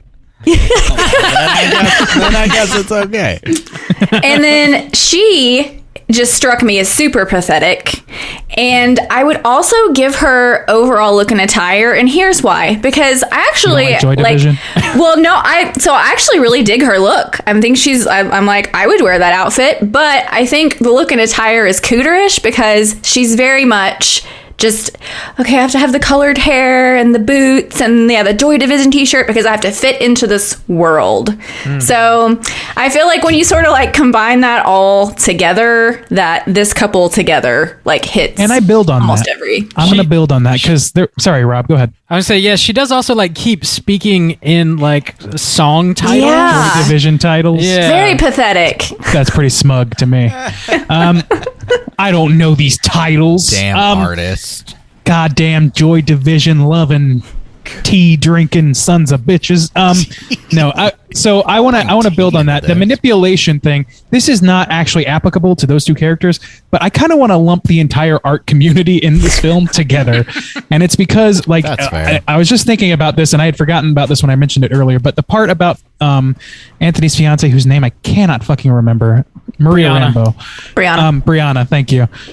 She has this conversation after the murders start happening. She has a conversation with an owner of a gallery in town, and the lady is she's like, oh, I'm making inroads, whatever, and it's great. But then the lady starts sort of pushing her to dig into her past, which involves her father, an artist, committing suicide, and her husband, or fiance rather, about to, implicated in these violent crimes as well. And she's, again, it's that thing of asking people to plumb their trauma for art points and for that gives it the authenticity that makes people think that it's actually valuable art, even though I know that those opinions may vary. So I think kind of like the art world as a whole is kind of a Cooter, because to me that is an extreme form of manipulation within that realm. Yeah, it's played very shittily. And then even the art critic, her, like, I don't know, what would that be? Smug arrogance, my guess. The way so she just shits all over this guy's work. And then as soon as people get murdered, she's all about him. Yeah, exactly. And she's like, oh, well, you artists are what gentrify things, which I'm so glad that they were explicitly saying no at that assertion later on. It's like, fuck you. Yeah. This is not what this is about. Anyway, so I think, and even the gallery, even Clive himself, like when we first see him, he's looking at Anthony's work, and he's like, this is like you 5 years ago, man. I need something interesting. And like, I think Clive starts bringing up, or I'm sorry, Anthony brings up, I think, does that point, he bring up Candyman at that point? Yeah, he does. Yeah. Well, he said he's going to do a series on Cabrini the Green. projects. Yeah. And when he said where I grew up, and Clive is like, oh no, that's been done. And so he's like, oh, well, it's also the thing. Basically. Yeah. So that's when he brought up Cabrini, which is why he went out there. So yeah. So I would like to propose that all artists go to jail, please. I'm down. Throw the book at the art community. That's like Randy and Nicole. Yeah, I'm ready to go down with this shit. Let's get them. Cooter creators. I like it. I don't have anyone else really to... I was thinking about like William, but I don't think he hits enough really like, overall. I think he's just a psychotic person. Yeah. Art community. I think we got them. We rounded them all up. We got them. Man, fuck art. Fuck art. Art's bullshit, man. It can Art's be anything. bullshit, man. It kind of is. Anything The only is art that anything. matters. The only art that matters to me is one thing and one thing only. Pumpkins. There you go. Thank you so much. Pumpkin art is the only art that matters. Jack-o'-lanterns. That's the only true medium. Pumpkins. It's time to get into the social hour. We're talking about what we've been watching this week. Hey gang, what you been watching? Randu, what you been slamming into your eyeballs? It's been pretty light for me this past week. So one thing I'll bring up, which I don't usually do, is an album I've been listening to by an artist called Laura Stevenson. It's a self-titled album. I've been a long fan of hers, and this new album is fucking great. It's sort of like acoustic singer-songwriter-y type stuff. Not even really entirely acoustic, but I don't know, really like gut-wrenching shit. I highly recommend it. It's tough to describe, as music tends to be. Is it yeah, as it's good kind of as low Joy key. Division? It's better than Joy Division. It's better it. than your favorite band, and Project 86. Yes, it's better. Yes, yeah. That. Well. All irony aside, yes. Let's see what else. I also watched a movie called Emily, Emelie, on Shudder. The which French one? is Is that the French girl? It was not. No, not okay. that's Amelie. Okay, my bad. I'm trying This to is be a horror cultured film. over here. No. No. This is a movie about basically the short version is a girl pretends to be the new babysitter at this family's home Okay. for unknown reasons, and then starts doing things with the kids. You basically have a 9-year-old kid protagonist and his 2 siblings. Okay. Which is weird because it's like the second movie I've brought up and what you've been watching in a month maybe that has been like a kid about that age as your main protagonist versus more or less an abductor, I guess, in a sense. Yeah. So it was pretty good, though, I would say. I think it's not like earth-shattering. It's pretty much just kind of is what it is. There's not a whole lot to dig your teeth into theme-wise or anything like that. It ain't elevated horror, if you will. Whoa. But it's pretty good. It's pretty fun. Yeah, you can keep your pinkies right on in there. Tuck them in. And then last but not least, I watched a very short true crime documentary called Monster in the Shadows, which I believe was on Hulu. I could be mistaken about that, but maybe it was Peacock that was on. But anyway, Too many streaming services. yeah, and so many fucking true crime documentaries. But this one's a pretty short one. It was 3 45-minute episodes, so manageable. And it was heavily stilted towards one person in particular. I would say that, like, craft-wise, it was not the best true crime documentary, but it's a truly fucked up story nonetheless. Yeah. And it's like it's one of those things. Many of those stories exist for them to endless. make documentaries out of. Fucking endless. There's a lot. And yeah. And this one is no different. It's just an extremely heart-wrenching story of some folks in I want to say Alabama. Was it Alabama? Somewhere deep south, and they were very, very rural folk. And the person who was murdered was called Brittany Wood, and it just branches out in ways. I will say this: like, if you take the story of Laura Palmer and add some true life horror to the nth degree, you've got this girl's story and a way of thinking. Yeah, it's no good. Gotta it's no slam good. some Garmin Bogia or whatever. Totally. I mean, got lots of cream corn around this particular story. That's it for me. Alrighty. Nicole, what you been watching?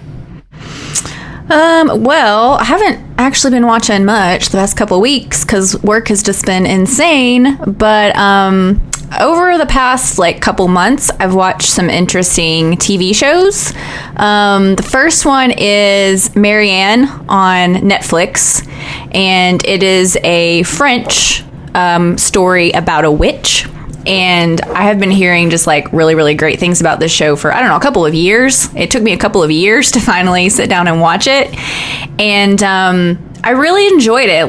It's very spooky and has some truly horrific moments, but it's also kind of fun. It has a little bit of an It vibe where this author, she writes about this witch named Marianne. And Marianne is a witch that possesses people, and an incident back at her in her hometown happens, and so she has to go back to her hometown to kind of unravel the real Marianne. And so when she gets there, all her childhood friends are there, and they kind of band together and help her figure this out. So it has that sort of unsettling, super creepy French thing going on, but then it's also kind of playful and heartwarming at the same time. So definitely recommend. It's French, so subtitles, but it's worth a watch. There's only one season and it got canceled, so be aware of that, but I think it's still worth watching. Another one is, we ended up getting Peacock, and so Limetown is a show that I have wanted to watch for a long time, and it's on Peacock. Have you guys listened to the Limetown podcast before? Never have. Okay, so it's I think 6 episode. It's fiction, but it is a woman following the story of Limetown, which was this sort of utopian town where all these scientists came, and they were they were working on this one specific discovery. And through the course of the podcast, you find out what this discovery is. It's very secretive, and things go wrong, and the entire city of Limetown, which is 350 people, just disappear, and nobody knows why. And so this reporter is investigating it. Facebook Watch produced it, so it wasn't really available anywhere for a long time. And then it showed up on Peacock, and I was like, okay, I gotta see this. So loved the podcast. The show was, I thought, done really well. So if you like that sort of fictionalized true crime mystery, I would listen to the podcast and I would watch the show. If anybody's going to know where to find those people, it's probably going to be Facebook. Yes. And then the last one I want to mention, and we talked about this on the Slack channel a little bit, is Mr. Mercedes. And it is also on Peacock. It is based on a Stephen King book that I have not read because it's one of his more detective crime novels. It's not really horror at all. But it's about a detective who is retired, and there's this one crime he never solved, and he's an alcoholic, and he's kind of lonely, and so this case haunts him, and the guy who committed the crime starts contacting him via email with these cryptic videos and taunting him, and it's it has some really dark moments. Like, the whole show is just really dark, even though it's not a horror show. And if you're a horror fan, there are just a couple of moments in particular that stand out that, like, disturbed me more than anything I've seen in, like, a long time. So I've watched the first season. There are 2 more. And part of me, I just, like, need a break because I'm like, I can't binge 3 seasons of this show. But yeah, again, if you like true crime, detective type stuff, I would definitely check out Mr. Mercedes. Awesome. Solid roundup. Hey, Juice. Hey, buddy. Hey. I'll let you go. Whoa, thanks, Bob. What you been watching? Actually, it's been pretty light for me. I'm going to start off by saying I'm drinking a Southern Tier Warlock, which is an Imperial Pumpkin Stout. I bought a 4-pack of these, which is the only size that they sell them in, for $14, and it tastes like crap. I like it. It's gross. It is gross. More for me. I don't even know how this flavor is considered pumpkin. It tastes like dirt and or soap. I had one like a week ago and I was like, maybe I was just like not in the right mood for it. So I brought another one over tonight. It's so gross. I don't get it. What I've been watching though, I've been keeping it light and fun, but with the spooky vibe. So I've been watching What's New Scooby-Doo, which is Scooby-Doo that came out around 2005, I think. It's got this kind of like punky vibe. They always have like this, I don't know, it's hard to describe. It's got like brighter colors and stuff, but I feel like I haven't watched a ton of episodes, but I feel like they're taking some old ones and kind of making them more modern. So which is fun to kind of see, because some of those older ones are like heavily dated, and just their overall storytelling methods, but that's fun. I've also been watching Mystery Inc., which is the one that came out in 2012. Good shit. Which like doesn't do that idea of taking the old ones and kind of bringing them new. It almost pokes fun at the old kind of vibes, but I don't know. They're both really fun, spooky vibes, but on a super light note. And I've just been in like I said, I've been on a huge Scooby-Doo kick. I think I pretty much watched through the original Scooby-Doo Where Are You, which is 2 seasons. And then I watched a little bit of the 13 Ghosts of Scooby-Doo or whatever. That's garbage. That's bad. Garbage. The only good thing about that is the Vincent Van I agree. Gogh Yeah, which is so character. unfortunate. Yeah. It's near unwatchable. A little Not bit a big of Flim Flam fan? Yeah. Oh my God. And Daphne's the one that they kept around. What were they doing?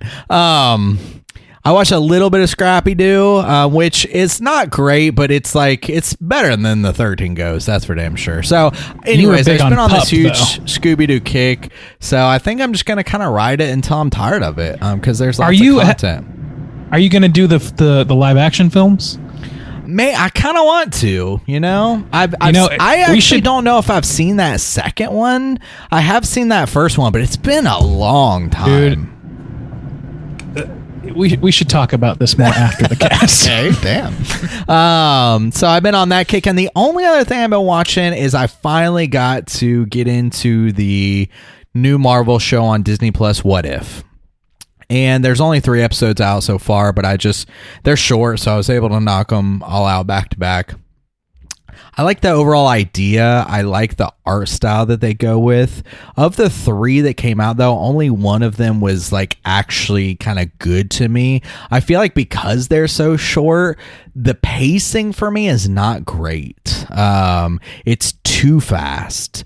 Because it feels like they have to squeeze a lot into just kind of they're like a little over 30 minutes. I really like the one where Black Panther was Star-Lord, though. That was like my favorite one. I thought that was a great kind of like heartwarming story, and the other 2 were just okay. So we'll see where it goes from here, but it's fun enough, and you can breeze through them pretty quick. But that's all I've been watching. Bobby, Bobby, yo, are you drumming right now? Yeah, sorry. Okay. I know what to do with my hands. Artist, am I right? Bob, what you been watching? I have been working through the Scream franchise, so I rewatched Scream 3 and Scream 4.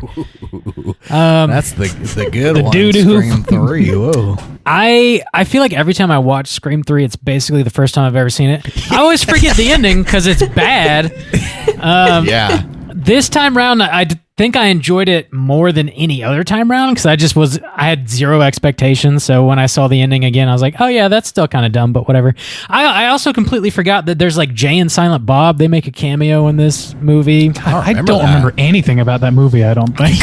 Yeah. I agree with Bob's assessment that like you just forget it. Just as kinda soon write as it you off. Watch it. Yeah. It's ultimately still the weakest installment in the franchise. It's also got like a Carrie Fisher cameo in it. Lance Henriksen cameo. It's just like got all these random people in it, which is fine, but I don't know, it doesn't really add anything to it. Also, this shit is like banging Creed. It's got like 2 Creed songs in it. There's a Creed poster on the wall. Like Damn. Creed's all over this fucking movie. It's just sign of the times, I guess. Scream and Creed. Yes. Yes, All right, They indeed. both have a hard E sound. In I, them, so- Yeah, that's the common link. That's the one. Regarding Scream 4, though, I feel like every time I watch that installment, I enjoy it even more.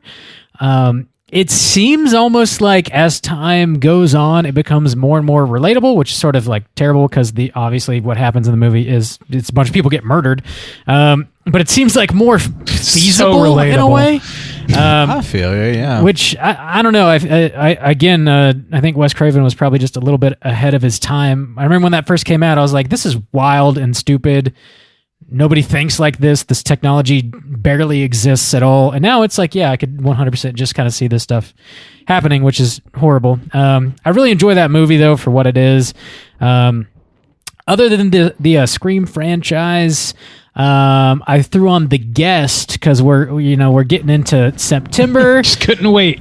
And yeah, I couldn't wait. This is obviously currently on the poll. There's no way it's going to win though. So I was like, I feel comfortable just throwing this on. It's one that I watch every spooky season. I freaking love this movie. If you haven't seen it, I think you really, really should check it out. It's early Adam Wingard flick, solid Halloween vibes. It's very much an action movie though. I read a review long ago and somebody called it like Terminator meets Halloween. That's very much kind of the vibe of it. Pumpkins galore. The soundtrack is just like banger after banger. How many Creed songs are on that? 0 soundtrack? Creed songs. Hallelujah. Cancel it. Done. We're done with this one. I always enjoy that movie. I also saw a brand new movie to me anyways. It's called Sundown, Vampire in Retreat. I guess this was from like the late 80s, early 90s maybe. I didn't have to Google to confirm the exact year. But what really interested me in this movie is it's Bruce Campbell is in it, and he plays Van Helsing. He's hunting Oh, vampires. shit. Yeah. That sounds awesome. Yeah, I'd never heard of this before. Vestron just put it out, so I picked it up and watched it. It's very like fun, tongue in cheek. It's not scary at all. It's this like group God, of I need to watch this. I think you'd dig it, man. It's a big group of vampires living out in the desert, and they have like this like little hodge. You know how I feel about sand. That's true. I do know exactly how you feel about sand. Not a fan. But these vampires have developed like sunscreen that protects them from the sun, and they wear it all the time. And they've got like these like vampire scientists. What if you miss a spot? Dude, you're fucked. You can't use the spray. What if it doesn't soak into your skin and you just keep rubbing and rubbing and it's just like a white layer of paint on you? That's probably better. Are you describing my life right now? I'm describing a situation you found yourself in just a few weeks ago, which My still skin- makes me laugh. My skin doesn't like Rob's those. skin just sunscreen. rejected Rob's the skin sunscreen. does not accept sunscreen into it. It's just white. Your body Just totally whiter than I already rejected. am. Yeah. UV Looked protection like he got entirely. painted with white paint. Yeah, I don't know. I enjoyed that. I recommend checking out Sundown Vampire in Retreat is the name of that movie. If you vote for Casper, I'll post that picture of Rob in his white paint on the Instagram. No, I'm just No, kidding. you won't. That's never seen My the last. That's all I've been watching this Hey, Bob. week. Yo. Did you say you watched White Lotus? The Yes. White Lotus? He did. He mentioned that last White week. Lotus is super awesome. Have you seen it? Yeah, I forgot to put it on my list. I was going to mention it because I thought you had mentioned it before. It's pretty good. I finished it, and it's I'm a little like unsure what to take from it, but Yeah. it's an interesting story. Yeah, And I don't know some what really good acting going on there. hard agree. I don't know what to take from it necessarily either, other than I just enjoyed watching these people do crazy shit. Like I don't Steve Zahn, I don't know if that was truly his dick and balls, but I mean, dude, that is a prosthetic dick and balls. Or like it looked super fake. I tried not to look too closely for the seams myself. Dude, it's but- like it is a hard close up on some dick and balls. He's like he might have like testicular cancer, so he's just like pulling on his nuts. It's insane. Oh, Please make that a future bump. it's going to be a GIF on the Slack. I'll tell you that much. I yeah, like that. White Lotus is pretty solid though. That's on HBO. It's only 6 episodes if you're interested in some drama. I'm not interested in that. Check it out. Steve Zahn's nuts.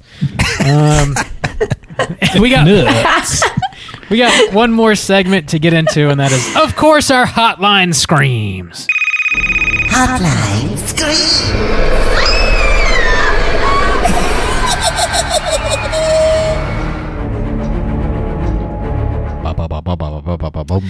If you're listening and would like to call in and leave a voicemail to be featured on our show, hit us up at 904-638-3231. We got 3 voicemails this week. First up, we're going to hear from our boy Tom. Let's hear what Tom has to say. Hey boys, it's Tom. How you doing? I've got a little something on the mind since it's Candyman week. What is your favorite movie theater candy? I personally go for Bunch Crunch, toss that in with some popcorn, you're good to go. But I would like to hear what you guys think. All right. It's been a bit since I've talked. Just take care of yourself. I think we're officially in spooky season with theatrical horror, but, I thought spooky season started August and Friday the 13th, but, that's just me. Okay, take care of yourself, Shellmanes. All right. Who wants to jump in? Talk about some snacks. I don't do candy often. I'm definitely a peacorn man. Always ride with the peacorn, cherry Coke, or cherry icy. But if I'm going to go with the candy, it depends. If I'm in a chocolate mood, I feel like I always go for the Raisinets. If I'm not feeling in a chocolate mood, I always go for like the gummy worms, like sour gummy worms. Those are kind of like my two. Huh? Are we sticking to things that you can literally buy at the movie theater? Or can we sneak stuff in? No. Like in reality. I'm going full emperor on that one. Nicole, what are you snacking on? Well, I love chocolate. It's always chocolate. So if I'm purchasing at the theater, I will get the bougie, like chocolate covered almonds. Ooh. Love those. But more often than not, what we like to do is we'll swing by like the dollar store and get, a big giant thing of candy that's cheap. So usually that's M&Ms for me if I'm going to do that. And I like a theater that's got one of those freestyle Coke machines, and I will get a cherry vanilla Coke Zero to go with my chocolate. Wow, That's what I'm You got the talking specs. You got Yeah. the full specs. Got the chemistry set. I like Yeah, it. that's the plan. Randy, what you snacking on? Man, I'm sitting here thinking about it. I also don't go sweet very often when I'm at a theater. I tend to go salty, not always peacorn, as we are dubbing it. But I don't know. I usually like to do nachos or something because I hate myself. But if I'm gonna go candy, then what I'm gonna do is roller probably God no. damn. But I might go with a big snuck-in bag of Sour Patch Kids. It's There probably you the way go. I'd go. Go sour, Nice. Randy. Sour snack. They taste better because you snuck them in. It's the illegality makes it more appealing. It makes it that much sweeter. We're gonna get erected. Let's get erected. Always getting erected. I'm definitely a peacorn boy myself. That's my go-to snack for the movie theater. That's a new bump for you, Randy. Go ahead and capture that one. I do want to add to that, though. I know a lot of people, like Tom mentioned, dropping some bunch of crunch on there. I know a lot of people do M&Ms, chocolate stuffs on top of their pea corn, which is a solid move. I'm down for that. But during spooky season, I usually sneak in a little bag of candy corn, drop that on top of the pea corn, and the salty sweet is just fucking delicious. It was a marriage to the beast. Oh, it's so good. Try it. Pea corn and sea corn Pea corn and sea corn. PC corn. That's too much corn. I only eat PC corn. Put some corn nuts in that bitch. Bob's such a PC corn. Bob, I On my got feet, I can scrape into there if you like. Yeah. I got a recommendation for you. So, do you ever stay at a Hampton Inn? Have you ever stayed at a Hampton Inn? I have, yeah. All the time. Every weekend, actually. So, they have the complimentary breakfast, and more often than not, they have the waffle maker. Mm-hmm. And if you stay at a Hampton Inn at the right location during spooky season, one of the things on the bar is candy corn. Nice. And you can put that candy corn on your waffle, put a little whipped cream. So nice. you need to seek out a Hampton Inn during spooky season. I'm just going for breakfast. I'm not even going to stay there. That's where Rob meets all his mistresses. I'll take one being continental breakfast, please. I love being incontinent. Incontinent. I used to put candy corn on my ice cream when I would go to the Golden Corral as a child. Hard recommend for that. European style. I don't think so. Golden Corral is European style. I think that's exclusively America. Anyway, that was a hell of a tangent. The Golden Corral. If you're at the Golden Corral, I mean, by definition, you are a cow. Like, you are part of the corral. Well, I've been there. I've been that cow. What about Ryan's? You're just a Ryan. You just belong to Ryan. If you're at Ryan's. I'm at the Golden. Look, if you got yeast rolls, you're automatically 30% better than whoever you're talking about. Besides, you guys remember Quincy's? We're just going through all of the very regional buffet chains. Country Kitchen Buffet? No, nobody. We got 2 more voicemails. Tom, you've ruined our show. Look at what you've done. Next up, we're gonna hear from our boy Jack. Let's hear what he has to say. What up, boys? It's Jack. I rambled on for a bit too long last week and got cut off, so sorry for rambling. So I'll keep it real short this week. Top of my head, what was the pumpkin beer you guys shouted out in the last episode? You seemed really good, and where would I order that? Is it does it have mass distribution, or is it a local brewery or something? My local brewery is huge, and it carries pumpkin and all these other random October-themed beers. But I want to try it. It seemed good. The question I wanted to finalize and end on last week was, if Friday the 13th came back, which the only reason it hasn't is because of all the lawsuits and whatnot, what would you want to see the movie be? Would you want it to just be another Friday the 13th Jason killing campers? Would you want to see anything new or original, or how would you want another Friday the 13th? Or do you think there shouldn't be? It should just be what it was and what it always will be. If you've never seen this little short fan film called Never Hike in the Snow, that's what I want it to be. It's a fan film, has Friday the 13th themes, and I think Jason's in it, if I remember correctly. It just takes place in the winter. And for some reason that completely gives new life to it, the fact that Jason's just in the snow. I don't know. I thought it was cool. And finally, I got into a fascinating conversation about horror movies with some random person, and we were talking about how it seems every horror movie takes place either in the past or is about ghosts. And I said that this is because of technology, that nowadays you can just call the cops at any time. So what is your favorite movie, if you can think of one, that has gotten around the whole you can call the cops thing? Is there any movie that sticks out in your mind that had a really clever way of subverting this? The only ones I can really think of is It, because Stephen King wrote it, where the town is cursed, so people just kind of let things go and no one actually alerts anybody. And weirdly enough, The Purge. I'm not too fond of The Purge, but the entire concept of that movie just seems to get around the whole, you can't call the cops, bud. So when things come a-knocking, good luck, because you gotta either you have it or you don't. But anyway, I'll leave it with that. Enjoy the rest of the week, guys. Later.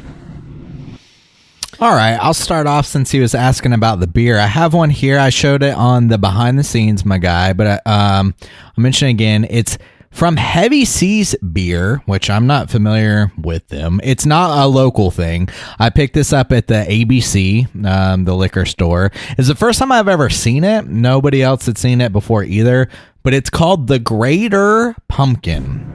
Pumpkins. It's a pumpkin ale brew with pumpkin and spices aged in bourbon barrels. I have been drinking it tonight. Apparently that brewery is located in Maryland, and we're able to buy it in Florida, so they obviously distribute pretty fucking far. Yeah. I know they have it at Total Wine. I've seen it there. Okay. So it was probably good. find it I had somewhere. another one tonight. A hell of a lot better than fucking Southern Tier. I'll tell you that right now. What a hater. But I was going to say the same. I haven't seen that fan short or movie, whatever you mentioned, Jack. But I thought the idea of a Friday the 13th set around Christmas would be cool. Yeah. We've talked about just the snowy aesthetic, Friday the 13th before, but even further, it's like Jason Saves Santa. I would want to watch that. What? I don't know. I don't think he's saving anybody. But I mean, just I would love to see a movie called Jason Saves Santa. The aesthetic of Christmas lights and snow and even like jolly, like Christmas tree, like the whole everything that goes with Christmas. I think that's completely opposite of what you typically see in a Friday the 13th, and I would be very intrigued to see where that could go. That movie is called Silent Night, Deadly Night. Well, what was the other thing he asked? He asked about. Sorry, go ahead, Bob. Well, it's regarding Friday the 13th real quick. If they're going to make another one, which I think they totally should make another one, go back to basics. I don't need anything new. I don't need you to reinvent Jason. I don't need you to make him a pot farmer or send him into space. Just let him murder some kids and some counselors at a camp. Like, that's what has worked in the past. Just like go back to basics. You don't need to reinvent the wheel here. It's unnecessary. Anyway, the other thing he was talking about was like writing around just being able to call cops in horror movies. If we can think of any sort of interesting examples where that has been successful, what would those movies have been? Midsummer popped into my mind because of the location. Yeah, that's true. In my mind, like I can't think of a lot of like examples, but like I don't have a big problem with the excuse of, somebody took them from us, or just something basic that. It works perfectly fine. Or like if you're like got a couple of characters on their own, we fell in the water and now they're broken, like that works perfectly fine to me.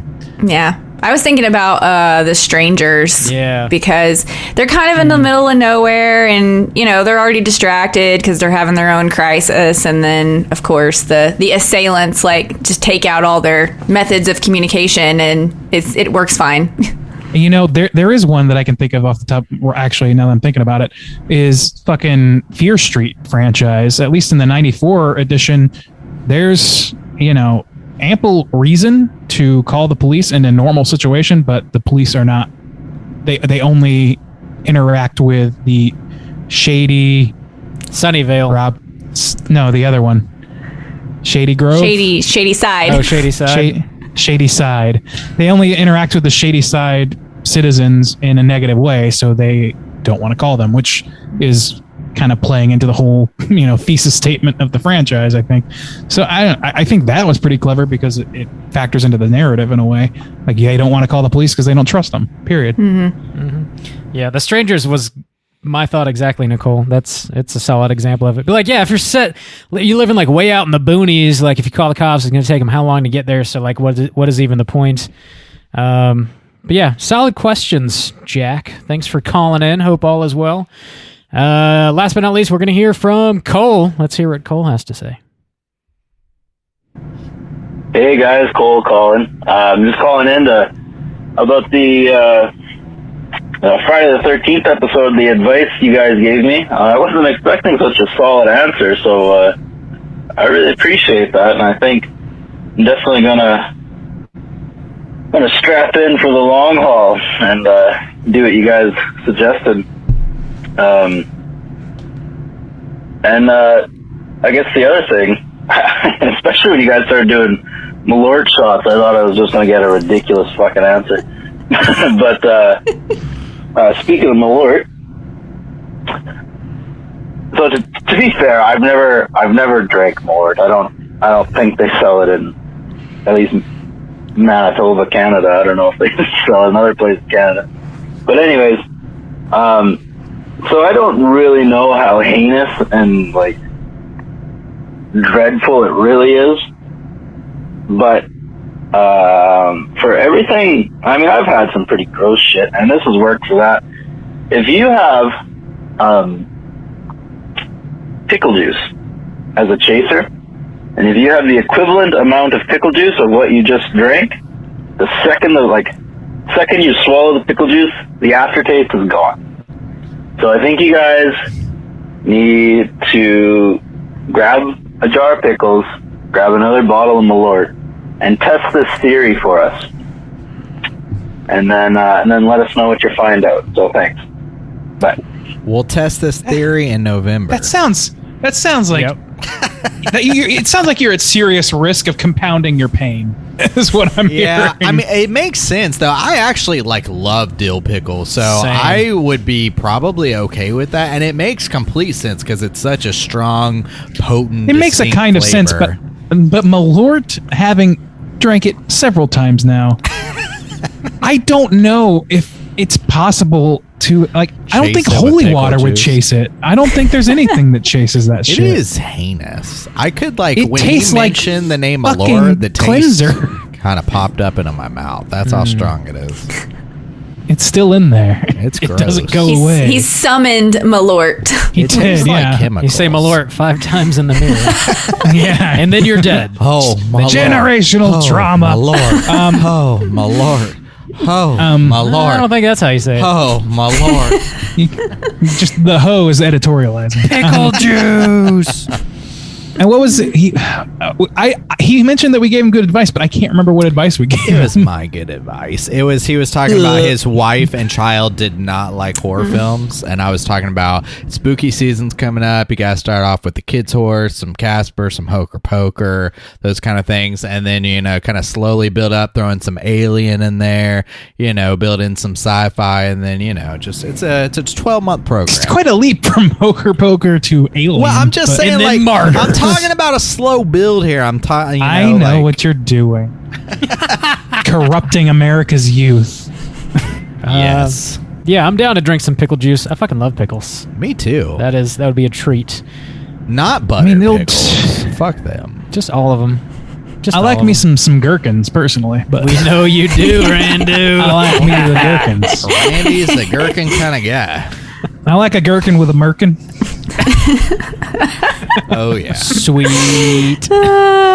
Thanks for calling, Cole. We'll report back in November after we finish off that bottle of Malort. Hopefully, we'll have a jar of pickles on deck. Ordering a fresh bottle just to be safe for Randu's wedding. We got to polish her off. Jesus Christ. I'll bring a case of pickles. Hopefully, not Malort. If you bring a case of Malort, you will not be invited back. I assure you.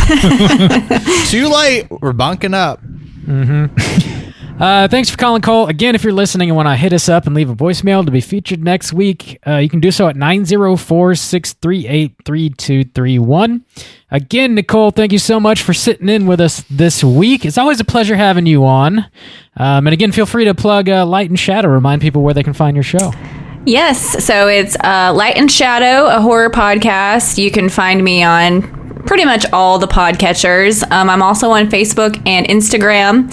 Right now, I do not have a specific consistent show schedule. I was doing monthly episodes, and I just decided to sort of take a break because I was getting a little burned out, and I was like, I don't want this to turn into something I feel like I have to do. I want to release episodes when I feel like I really have something new to add to the conversation. So saying that, I'm sure I'll be doing something for Halloween. I might just be doing reading a spooky creepypasta or something. Those are always kind of fun. So keep your eyes peeled for October.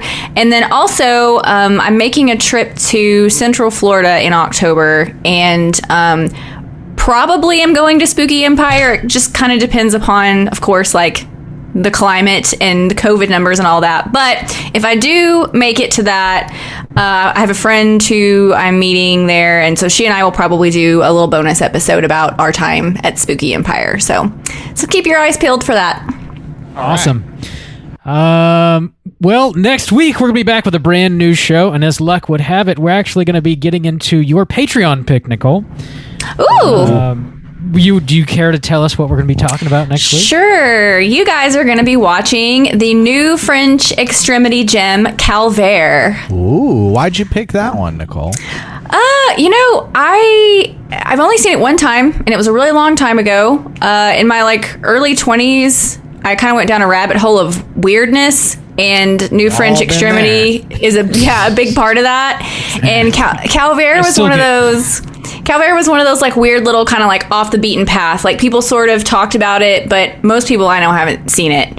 So I actually had a few that I wanted you guys to watch, and I let Bob pick. I was like, "Do you want this thing, or this thing?" And he picked. See, Bob didn't consult me on this. I actually did text both of you, and you both responded, and you just don't remember. Ha! So anyway, remember. So it's it's not New how I French remember Extremity. So just buckle in. That's all I'm gonna say. Buckle in. Interesting. European Sounds style. like Iron Fist and Check Bob out- to me. Yeah, yeah. That's what it is. Got spikes on that gauntlet. Check out Calvaire from 2004. We're going to be talking about that next week. Until then, please rate, review, and subscribe to us on iTunes. You can follow us on Twitter at STR8_chilling, on Instagram at Straight Chilling Podcast. You can send us an email through our website, straightchillingpodcast.com. And until next week, as always, all you mother truckers, please keep chilling.